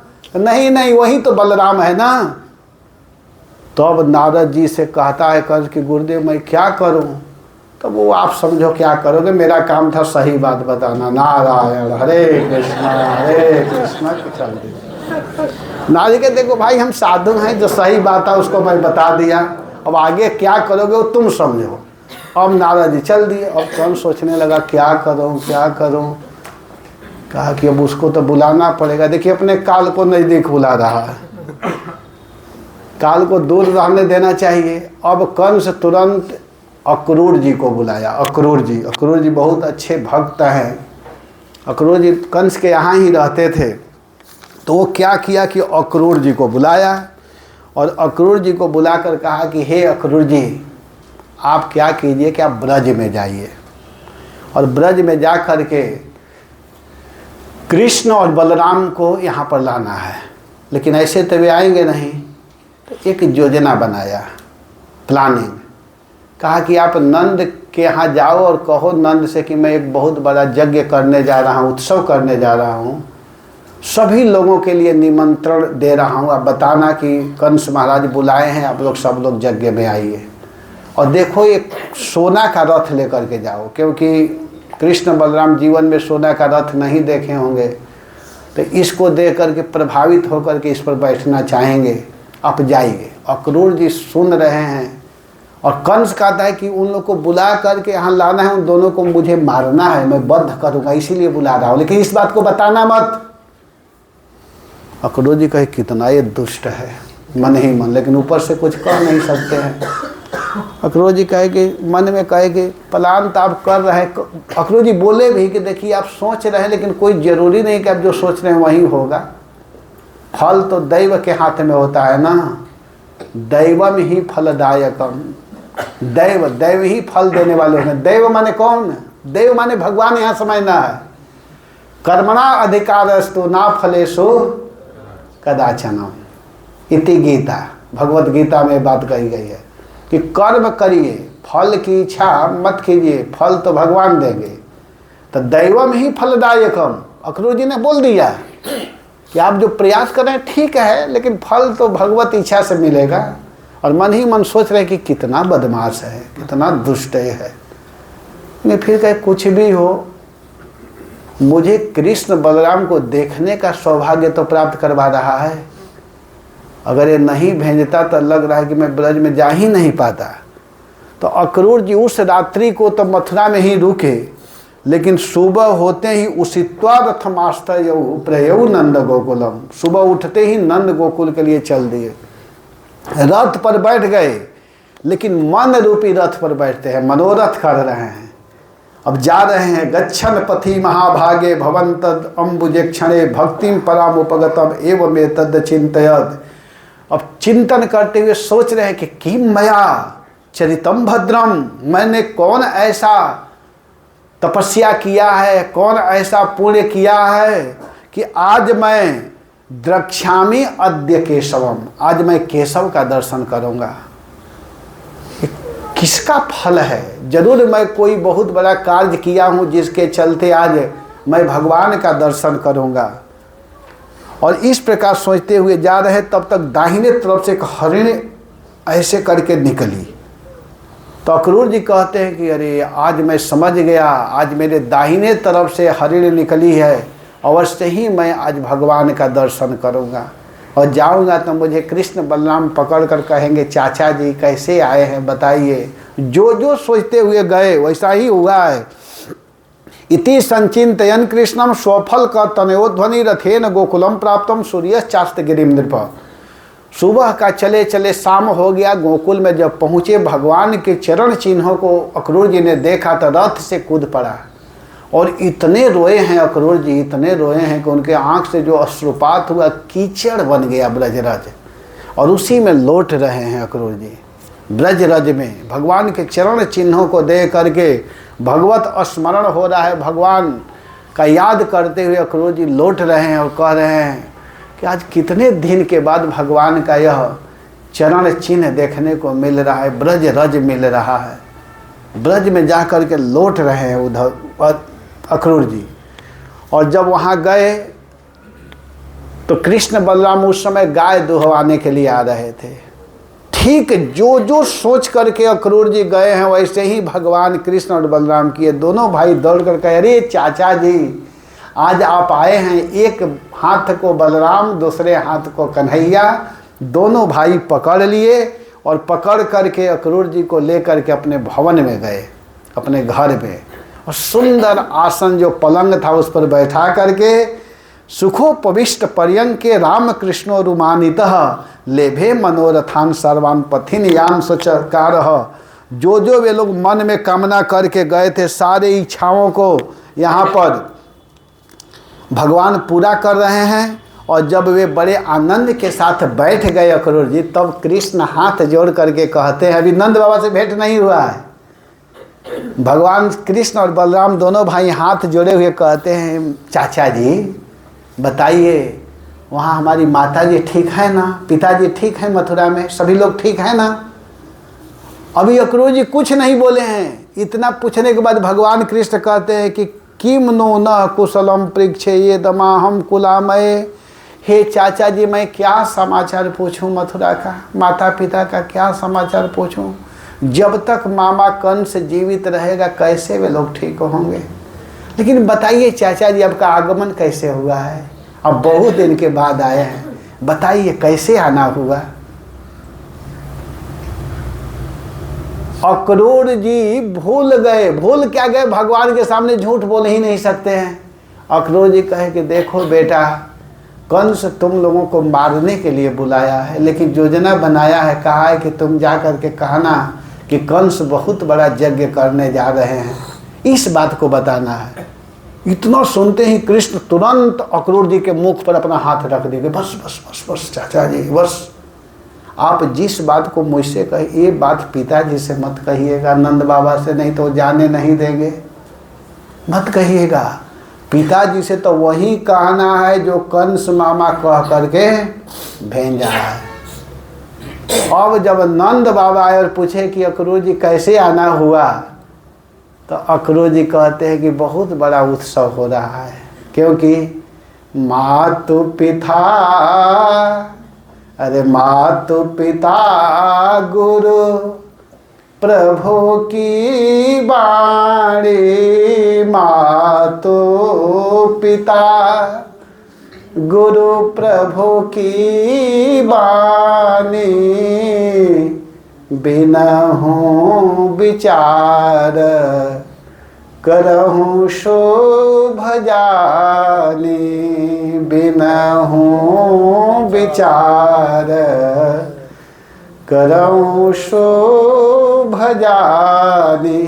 गुरु के वचन को, माता पिता के वचन को और प्रभु माने भगवान की वाणी को बिना विचार किए मानना चाहिए। तो डायरेक्ट आज यहाँ पर स्वयं भगवान बोल रहे हैं, तो कैसे अक्रूर जी इस बात को नहीं मानेंगे। कंस के बात को नहीं माने हैं, लेकिन यहाँ पर भगवान कह रहे हैं कि उसी बात को कहना है जिस बात को कंस कह करके भेजा है। जब नंद बाबा आए और पूछे तो अक्रूर जी कहे कि यज्ञ होने वाला है महाराज, आप सबको बुलाया गया है कंस के द्वारा। इतना सुनते ही नंद बाबा साधु हैं, सभी लोगों को आदेश दिए कि भैया यज्ञ हो रहा है, सब लोग अपने अपने घरों से कुछ सामग्री लेकर के चलो। जहाँ यज्ञ होता है कुछ जगहों पर खाली हाथ नहीं जाना चाहिए। गुरु के यहाँ, मित्र के यहाँ, माता पिता के यहाँ और भगवान के यहाँ जब भी जाना चाहिए कुछ न कुछ ले करके जाना चाहिए। तो नंद बाबा विचार किए कि यज्ञ हो रहा है, यज्ञ भगवान का स्वरूप है, यज्ञ स्वयं भगवान है, तो इसलिए खाली हाथ नहीं जाना है, सब ले चलो। तो कोई दूध लेने लगा, कोई दही, कोई घी, कोई वस्त्र, कोई अनाज, सब कुछ। अब जाने के लिए तैयार, और कृष्ण बलराम रथ पर बैठ जाते हैं जाने के लिए। उसी समय गोपियों को पता चला और गोपियाँ दौड़ते हुए आई, कही कि आज लज्जा करने से काम चलने वाला नहीं है। क्या वर्षा जब कृषि सुखानी, जब हमारे कन्हैया चले ही जाएंगे तो रोने से क्या फ़ायदा है, अभी जा कर के हम लोग रोकती हैं। और गोपियाँ दौड़ करके गई, कृष्ण बलराम रथ पर बैठे हुए थे। पहले तो गोपी ने जाकर रोते हुए कहती है, ब्रह्मा को कोस रही हैं, कहती अहो विधातास्तवन क्वचिदयात् संयोज्य मैत्रा प्रणयेन देहिनां तांचाकृतार्थान् द्युनक्ष पार्थकं बेक्रीडितं तेर्भक चेष्टतम यथा। यही विरह गीत है। यहाँ पर गोपियाँ कहती हैं कि अरे विधाता तुमको थोड़ा भी दया नहीं है, तुम वैसे ही आचरण करते हो जैसे बच्चा। बच्चे पहले तो खेल को बनाते हैं, बहुत सुंदर सुंदर खिलौना बनाते हैं, और जब जाना होता है तो 1 सेकेंड में उसको तोड़ फोड़ करके चले जाते हैं। वैसे ही तुम पहले तो प्रेम करवाया हम लोगों को कृष्ण से, और अभी प्रेम अपना गाढ़ रूप ले ही रहा था, तब तक तुम अलग करने लगा। तुम वैसा ही चेष्टा कर रहे हो जैसे अर्भक, अर्भक माने बच्चे करते हैं। तुमको थोड़ा भी दया नहीं है।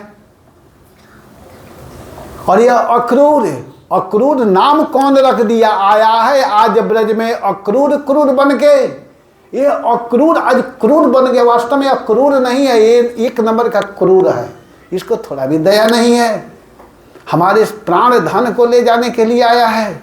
और गोपी जन जा करके श्री कृष्ण के चरणों को पकड़ लेती हैं और पकड़ कर कहते हैं, हे श्याम सुंदर, आप हम लोगों को छोड़ करके मत जाइए, आपके बिना हम रह नहीं सकते हैं, आप मत जाइए। भगवान के चरणों को पकड़ करके जब गोपियाँ रोने लगी तो भगवान केवल एक शब्द बोले, ज़्यादा प्रवचन नहीं किए। भगवान कहे कि हे प्यारी गोपियाँ, देखो मुझे मथुरा देखने की इच्छा हो रही है। अगर तुम लोग नहीं चाहोगी तो मैं नहीं जाऊंगा, लेकिन मेरा इच्छा है मथुरा देखने का। देखिए इसी को तो प्रेम कहते हैं, अपने चाह को त्याग देना, इसी को प्रेम कहते हैं। गोपी लोग श्री कृष्ण के सुख के लिए कृष्ण चाहते हैं, इसलिए अपने चाह का त्याग कर रही हैं। कृष्ण इंद्रिय प्रीति इच्छा धरे प्रेम नाम, हमारे प्रियतम कैसे प्रसन्न रहेंगे, इसी को तो प्रेम कहते हैं। इस पर एक छोटी सी कथा है कि एक बार की बात है, भगवान द्वारिका में रो रहे थे और रोते हुए भगवान श्याम सुंदर, हा राधे वृषभानुभूप तनया हे पूर्ण चंद्रानने, हे राधे, हे राधे, हे किशोरी, मैं कौन ऐसा अपराध किया कि जिसके कारण आज मुझे ब्रज से बाहर रहना पड़ रहा है। रो रहे थे, कहाँ रो रहे थे, रुक्मिणी जी के पास में भगवान हैं, दोनों एक साथ हैं। रुक्मिणी जी के साथ शयन किए हुए भगवान राधा का नाम ले रहे हैं, हे किशोरी, हे राधे।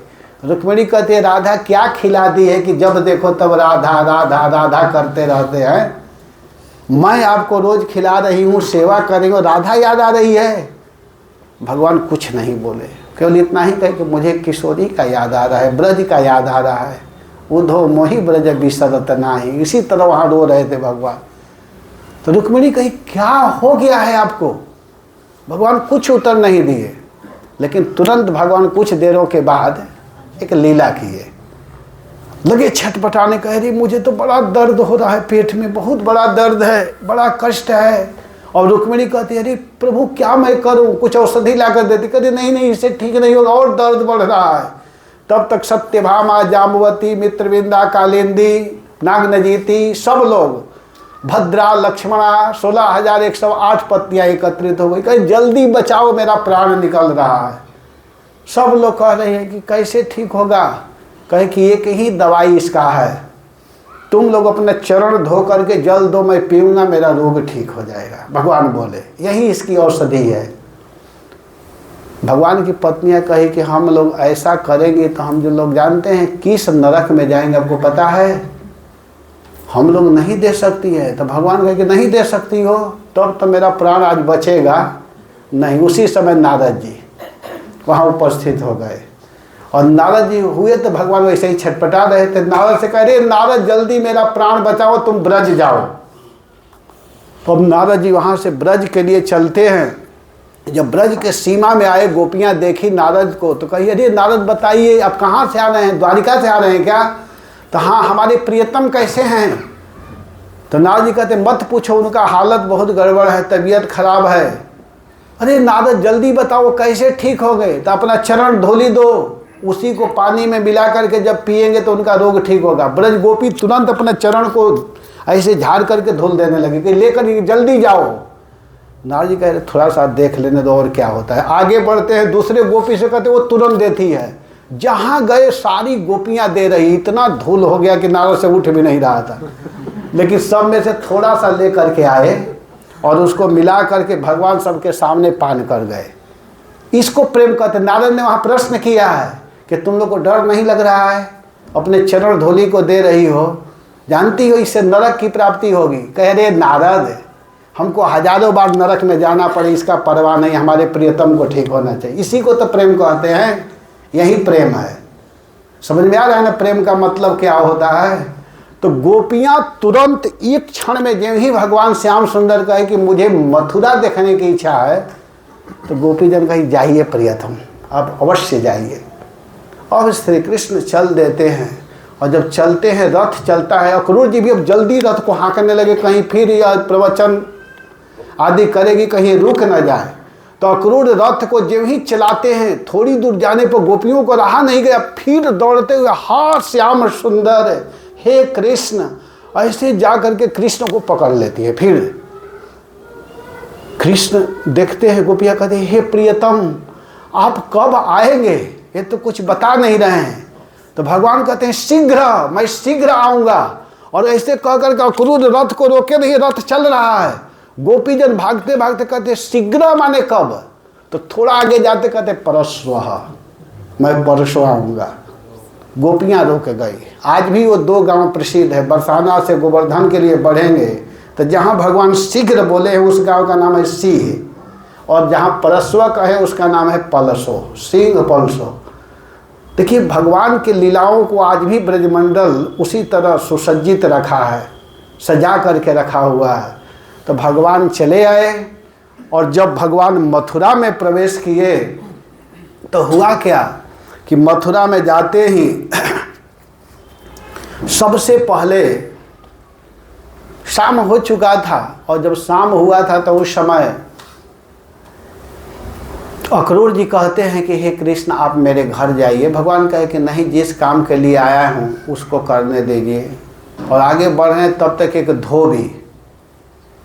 धोबी वस्त्र लेकर के जा रहा था, नया नया वस्त्र, एकदम बिल्कुल नया वस्त्र था।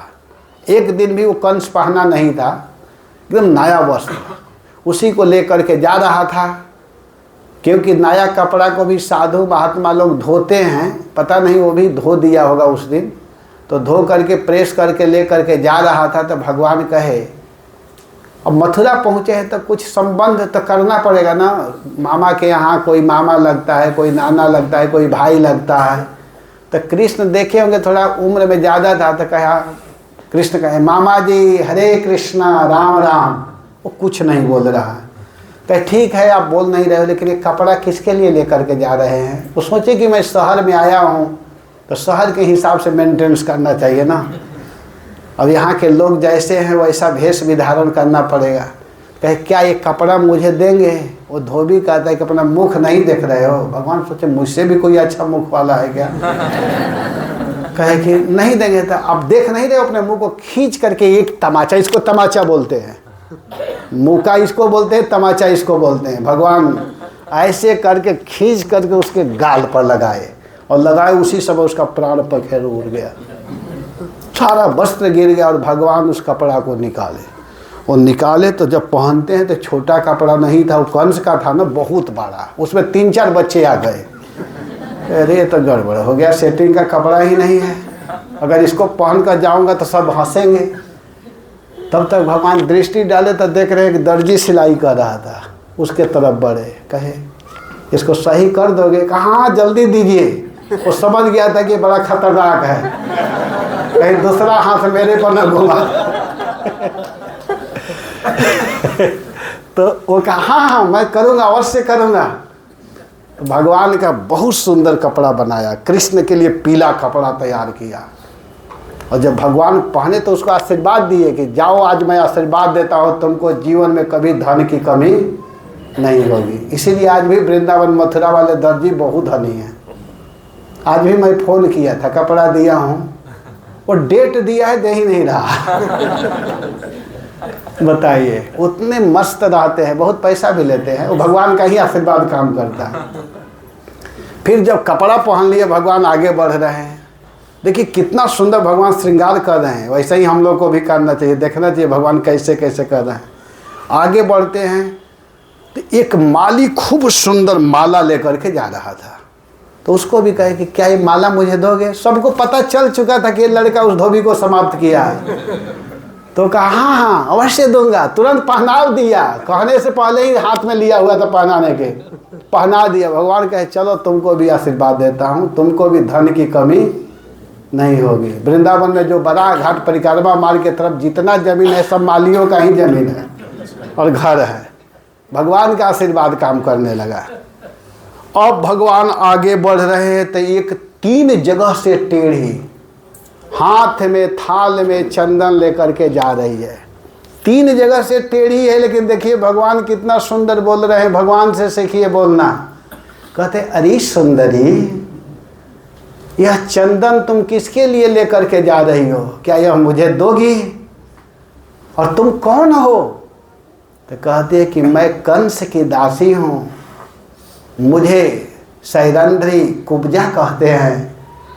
हे स्वामी, आज तक मुझको कोई इतना सुंदर बोला नहीं। हे त्रिभुवन सुंदर, यह चंदन वास्तव में आपको ही लगाऊंगी, क्योंकि इस चंदन के वास्तविक पात्र तो आप ही हैं। आज मेरा जीवन सफल होगा, अपने हाथों से आपके माथे पर चंदन का लेप करूंगी। और तुरंत चंदन लेकर के भगवान के माथे पर लगाई। भगवान कहे रुको रुको, मेरा वचन कभी असत्य नहीं होता है, इसीलिए तो भगवान को सत्य कहा गया है। तुरंत भगवान अपने एक चरण को उसके चरण पर रखे, एक हाथ को यहाँ और एक को यहाँ, और ऐसे लेकर के भगवान थोड़ा सा झटका दिए। बस वो 3 जगह से जो टेढ़ी थी वो बिल्कुल सुंदरी हो गई। बलराम जी साथ में चल रहे हैं, तुरंत वह कुब्जा भगवान के दुपट्टा को पकड़ लेती है। इशारा करते कि आप मेरे घर चलिए। भगवान इशारा किए, तुमको पता नहीं मेरे बड़े भैया हैं मेरे साथ, बाद में आऊँगा, चिंता मत करो आऊँगा। और इतना कर करके भगवान आगे बढ़ गए। आगे गए तो कुअलिया पीठ नामक हाथी नियुक्त किया था कंस कि कृष्ण आएगा और आते ही तुम दबा देना, नष्ट कर देना, मार देना। तो जब ही वो बढ़ा, भगवान तो भगवान हैं, 11 वर्ष के भगवान हो चुके थे, 11 वर्ष के पार करने लगे भगवान। तो उस हाथी के साथ जो हुआ, भगवान देखते देखते उसको घुमाते हुए उसका वध कर दिया, और उसके दांत को निकाल करके भगवान ले लिए अपने हाथ में और जा रहे हैं। हाथी का दांत भगवान के हाथ में है, इसलिए उनका एक नाम हो गया दंतपाणी। बोलिए दंतपाणी भगवान की। तो भगवान हाथी के दांत लिए हुए जा रहे हैं, और जब हमारे प्रभु जा रहे हैं उधर, तब रंग मंच की ओर बढ़ रहे हैं। वहाँ एक से एक स्त्रियाँ पुरुष सब लोग हैं। अब वहाँ भगवान के रूप को सब देख रहे हैं अपने अपने दृष्टि से।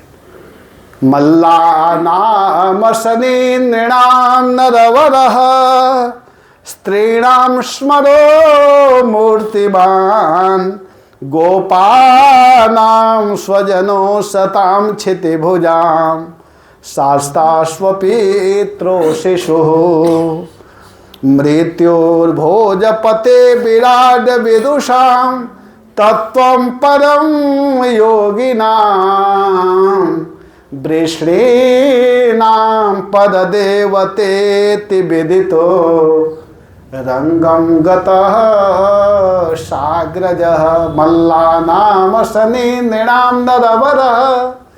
जो जैसा है, पहलवानों के लिए लग रहा है कि पहलवान आ रहा है, और जो कम उम्र की स्त्रियां हैं उनको लग रहा है कि साक्षात कामदेव ही आ रहे हैं। जो वृद्ध माताएं हैं और वृद्ध पुरुष, उनको लग रहा है कि मेरा बेटा आ रहा है, मेरा यह लड़का आ रहा है। और जो ब्रह्मवादी जो मायावादी लोग हैं उनको लग रहा है कि ब्रह्म आ रहा है, जो जोगी लोग हैं उनको लग रहा है कि परमात्मा आ रहा है, और जो वैष्णव लोग बैठे हुए थे उनको लग रहा है कि मेरा भगवान आ रहे हैं, और कंस को लग रहा है कि मेरा साक्षात काल आ रहा है। अरे जाकी रही भावना जैसे प्रभु मूरत देखाऊं तिन्हें तैसे। जिसकी जैसी भावना है उसी के अनुरूप भगवान दिखाई दे रहे हैं। और वहाँ पर जब पहुँचे तो वहाँ जो पहलवान थे, चारुण, मुष्टिक, गद, सल, तोसल, जो पहलवान लोग थे, वे लोगों को कंस कह रहा है कि तुम लोग लड़ो, और वे लोग भी कह रहे हैं कि हाँ हमारे साथ युद्ध करो। भगवान कह रहे देख नहीं रहे हो मैं कितना छोटा हूँ। तो चारुण कहता है तो छोटा हो लेकिन हो मोटा। मोटा माने भारी, बड़े। भगवान मन ही मन कहे कि सही समझ रहा है, देखने में छोटा हूँ लेकिन वो समझ रहा है मुझको। तो फिर उन लोग के साथ युद्ध हुआ। भगवान चारुण का वध किए, बलराम जी मुष्टि को, इसी तरह क्रमशः कृष्ण बलराम पांचों पहलवानों को मारे। मारने के बाद में कंस वहाँ पर कहा था कि अगर कृष्ण जब मारा जाएगा तो आप लोग ढोल नगाड़े बजाना। लेकिन जब चारुण मुष्टि की मृत्यु हुई तो वे लोग ढोलक बजाने लगे जोर जोर से। तो कंस कह रहे मूर्ख, हमारे पक्ष वाले मर रहे हैं, क्यों बजा रहे हो? फिर भी वो लोग बजा रहे हैं, बंद नहीं कर रहे हैं कंस के कहने पर भी, क्योंकि वो लोग समझ रहे थे कि अब कृष्ण का राज्य आने वाला है। तो बजाए। इसके बाद कंस कहता है कि नंद को यहाँ से जेल में बंद करो, कृष्ण को मारो। भगवान कहे घबराओ मत, मैं आ रहा हूँ तुरंत छलांग लगाए, रंगमंच पर चले गए और जा कर के कंस को ऊपर से धक्का दिए, वो नीचे गिरा, उसकी मृत्यु हो गई। भगवान उसके चोटी को पकड़ करके घुमाते हुए सबके सामने दिखा दिए कि कंस मारा गया, समाप्त हो गया है। भगवान ने दिखाया कंस की मृत्यु हो चुकी है। अब भगवान क्या किए कि सबसे पहले जेल में नाना जी के पास में गए। नाना कौन है? उग्रसेन महाराज। कंस अपने पिताजी को भी जेल में बंद कर दिया था। तो भगवान गए और जा कर के उग्रसेन को जेल से मुक्त किए। इसके बाद में प्रभु श्याम सुंदर अपने माता पिता के पास गए, उनको भी जेल से मुक्त करते हैं। देवकी वसुदेव भगवान के चरणों में स्तुति करने लगते हैं, गुणगान गाने लगते हैं। भगवान कहे अरे माता जी ये क्या कर रही हो? क्या तुम हमको अपना बेटा नहीं मानती हो?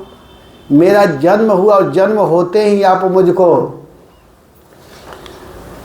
मथुरा से ब्रज भेज दी, और आज मैं 11 साल के बाद आया हूँ और ये क्या कर रही हो? इस तरह जो ही भगवान बोले माता के स्तन में दूध चूने लगा, और तुरंत माता देवकी कृष्ण को उठा करके अपने स्तन का पान कराई और बलराम जी को भी पिलाई।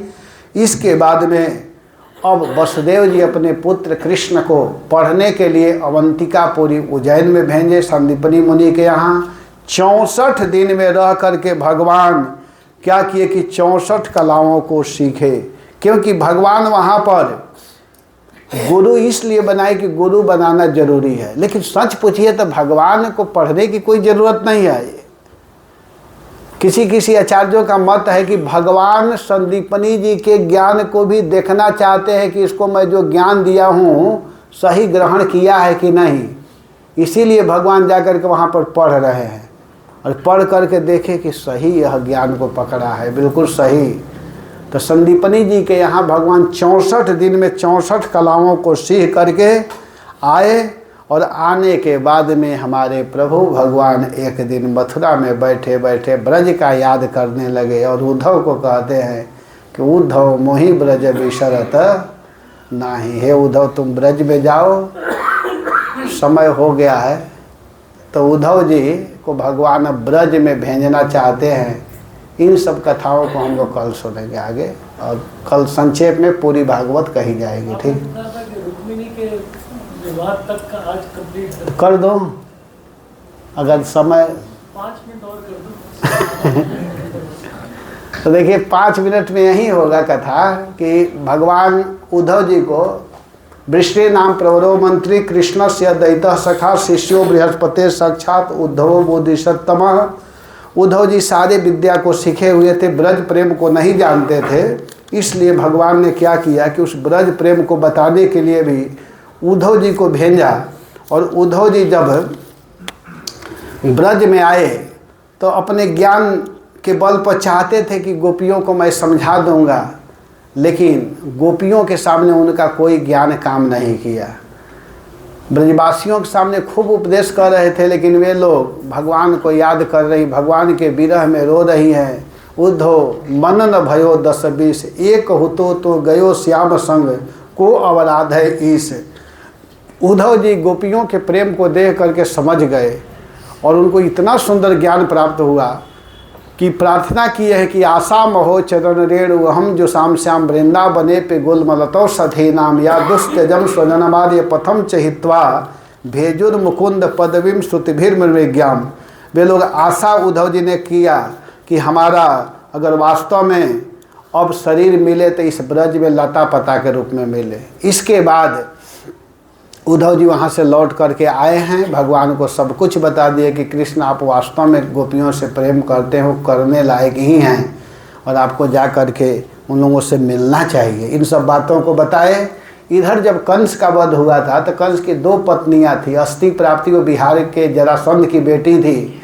वे लोग रोते हुए अपने पिता के सामने आई तो पिताजी अब गए लड़ने के लिए कृष्ण से, लेकिन कृष्ण और बलराम 17 बार पराजित किए। 17 बार के बाद 18वें बार वो सोचा कि इस बार ब्राह्मणों को आगे करके जाऊंगा। और ब्राह्मणों को जब आगे करके जा रहा था तो भगवान पहले ही द्वारिकापुरी का निर्माण किए और इस बार भगवान लड़े नहीं, भाग गए, क्योंकि ब्राह्मणों से तो भगवान लड़ेंगे नहीं। इसलिए उनका एक नाम हो गया रणछोड़। बोलिए रणछोड़ भगवान की जय। इसके बाद में भगवान अब द्वारिकापुरी रहने लगे।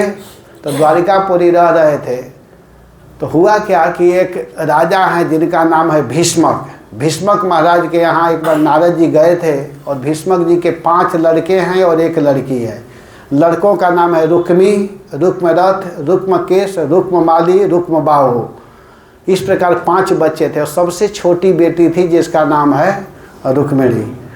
तो रुक्मिणी जी के विवाह के लिए नारद जी ने कहा कि इसके लिए योग्य अगर कोई वर लड़का है तो वो हैं कृष्ण, वसुदेव के पुत्र हैं, उनके साथ आप विवाह कर दीजिए। 4 भाई माता पिता सब चाहते थे कृष्ण से विवाह हो, लेकिन बड़ा भाई रुक्मी नहीं चाहता था। रुक्मी शिशुपाल के साथ करना चाहता था और शिशुपाल को बुला भी दिया विवाह के लिए। रुक्मिणी जी ने क्या की कि बहुत सुंदर 7 श्लोकों में एक पत्र लिखी, प्रथम प्रेम पत्र, जिसको लव लेटर कह सकते हैं। सबसे प्रथम प्रेम पत्र को रुक्मिणी जी ने लिखी और उस पत्र को ब्राह्मण लोग लेकर के गए कहाँ, भगवान के पास। उसमें लिखी हुई है कि हे श्याम सुंदर श्रुत्वा गुणान भुवन सुंदर श्रृणवताम ते। हे श्याम सुंदर, जब से मैं आपको सुनी हूँ निर्विश्य कर्ण विवरई हरतोंग तापम, अपने कानों में आपके विषय में सुनी हूँ, तब से मैं अपने आप को आपको दे चुकी हूँ। कृपा करके आप स्वीकार कीजिए। हे स्वामी, हमारे घर का नियम है कि लड़कियाँ विवाह से 1 दिन पहले देवी पूजा करने के लिए जाती हैं, मैं भी जाऊंगी, उसी समय आप आइएगा। हे कृष्ण सिंह, आप आ करके अपने भाग को लेकर के जाइए, हरण करके राक्षस विधि से आप लेकर के जाइए और मेरे साथ आप पानी ग्रहण कीजिए। भगवान जब ही उस पत्र को पढ़े, भगवान तुरंत उन ब्राह्मणों से कहे कि जैसे रुक्मिणी मुझको चाहती है ठीक वैसे ही मैं भी रुक्मिणी को चाहता हूँ।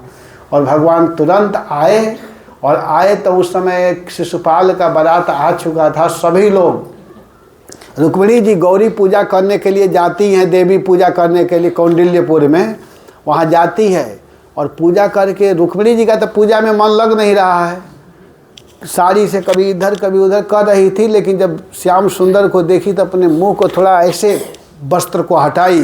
रुक्मिणी का इतना सुंदर रूप था कि जितने लोग थे देख करके मोहित हो गए हैं। और उस समय भगवान सामने जा रहे हैं और भगवान रुक्मिणी के हाथ को पकड़ करके और ले करके जब कुछ आगे बढ़े तब वे लोग कहते हैं, अरे ले गयो ले गयो ले गयो रे रुक्मिणी के भगा के ले गयो। अब क्या ले गए हो, ले गए हो। तो वो तो लेकर चले गए, लेकिन वो मूर्ख रुक्मी कहता है कि मैं जब तक अपनी बहन को लौटा करके नहीं लाऊंगा, कृष्ण को मार नहीं दूंगा, मैं इस नगर में प्रवेश नहीं करूंगा। ऐसा ऐसा प्रतिज्ञा गया। भगवान को क्या वो मारेगा और लौटाएगा। भगवान कुछ खुद अपमानित किए, कुछ बालों को काट दिए, बेचारा कुछ कर नहीं पाया, तो एक अलग ही नगर बसाया, जिस नगर का नाम है भोजकट। भोजकट नामक नगर बसाया और भगवान श्री कृष्ण द्वारिकापुरी में गए। ले तो गए, लेकिन विवाह रास्ते में नहीं किए, कोर्ट मैरिज नहीं किए। भगवान लेकर के गए अपने माता पिता के यहाँ और विधि विधान से ब्राह्मणों को बुला करके, वैष्णवों को बुलाए और माता पिता के सामने रुक्मिणी जी के साथ में भगवान ने विवाह किया। भगवान जब रुक्मिणी जी के साथ विवाह किया, उस समय भगवान का उम्र 32 वर्ष का था।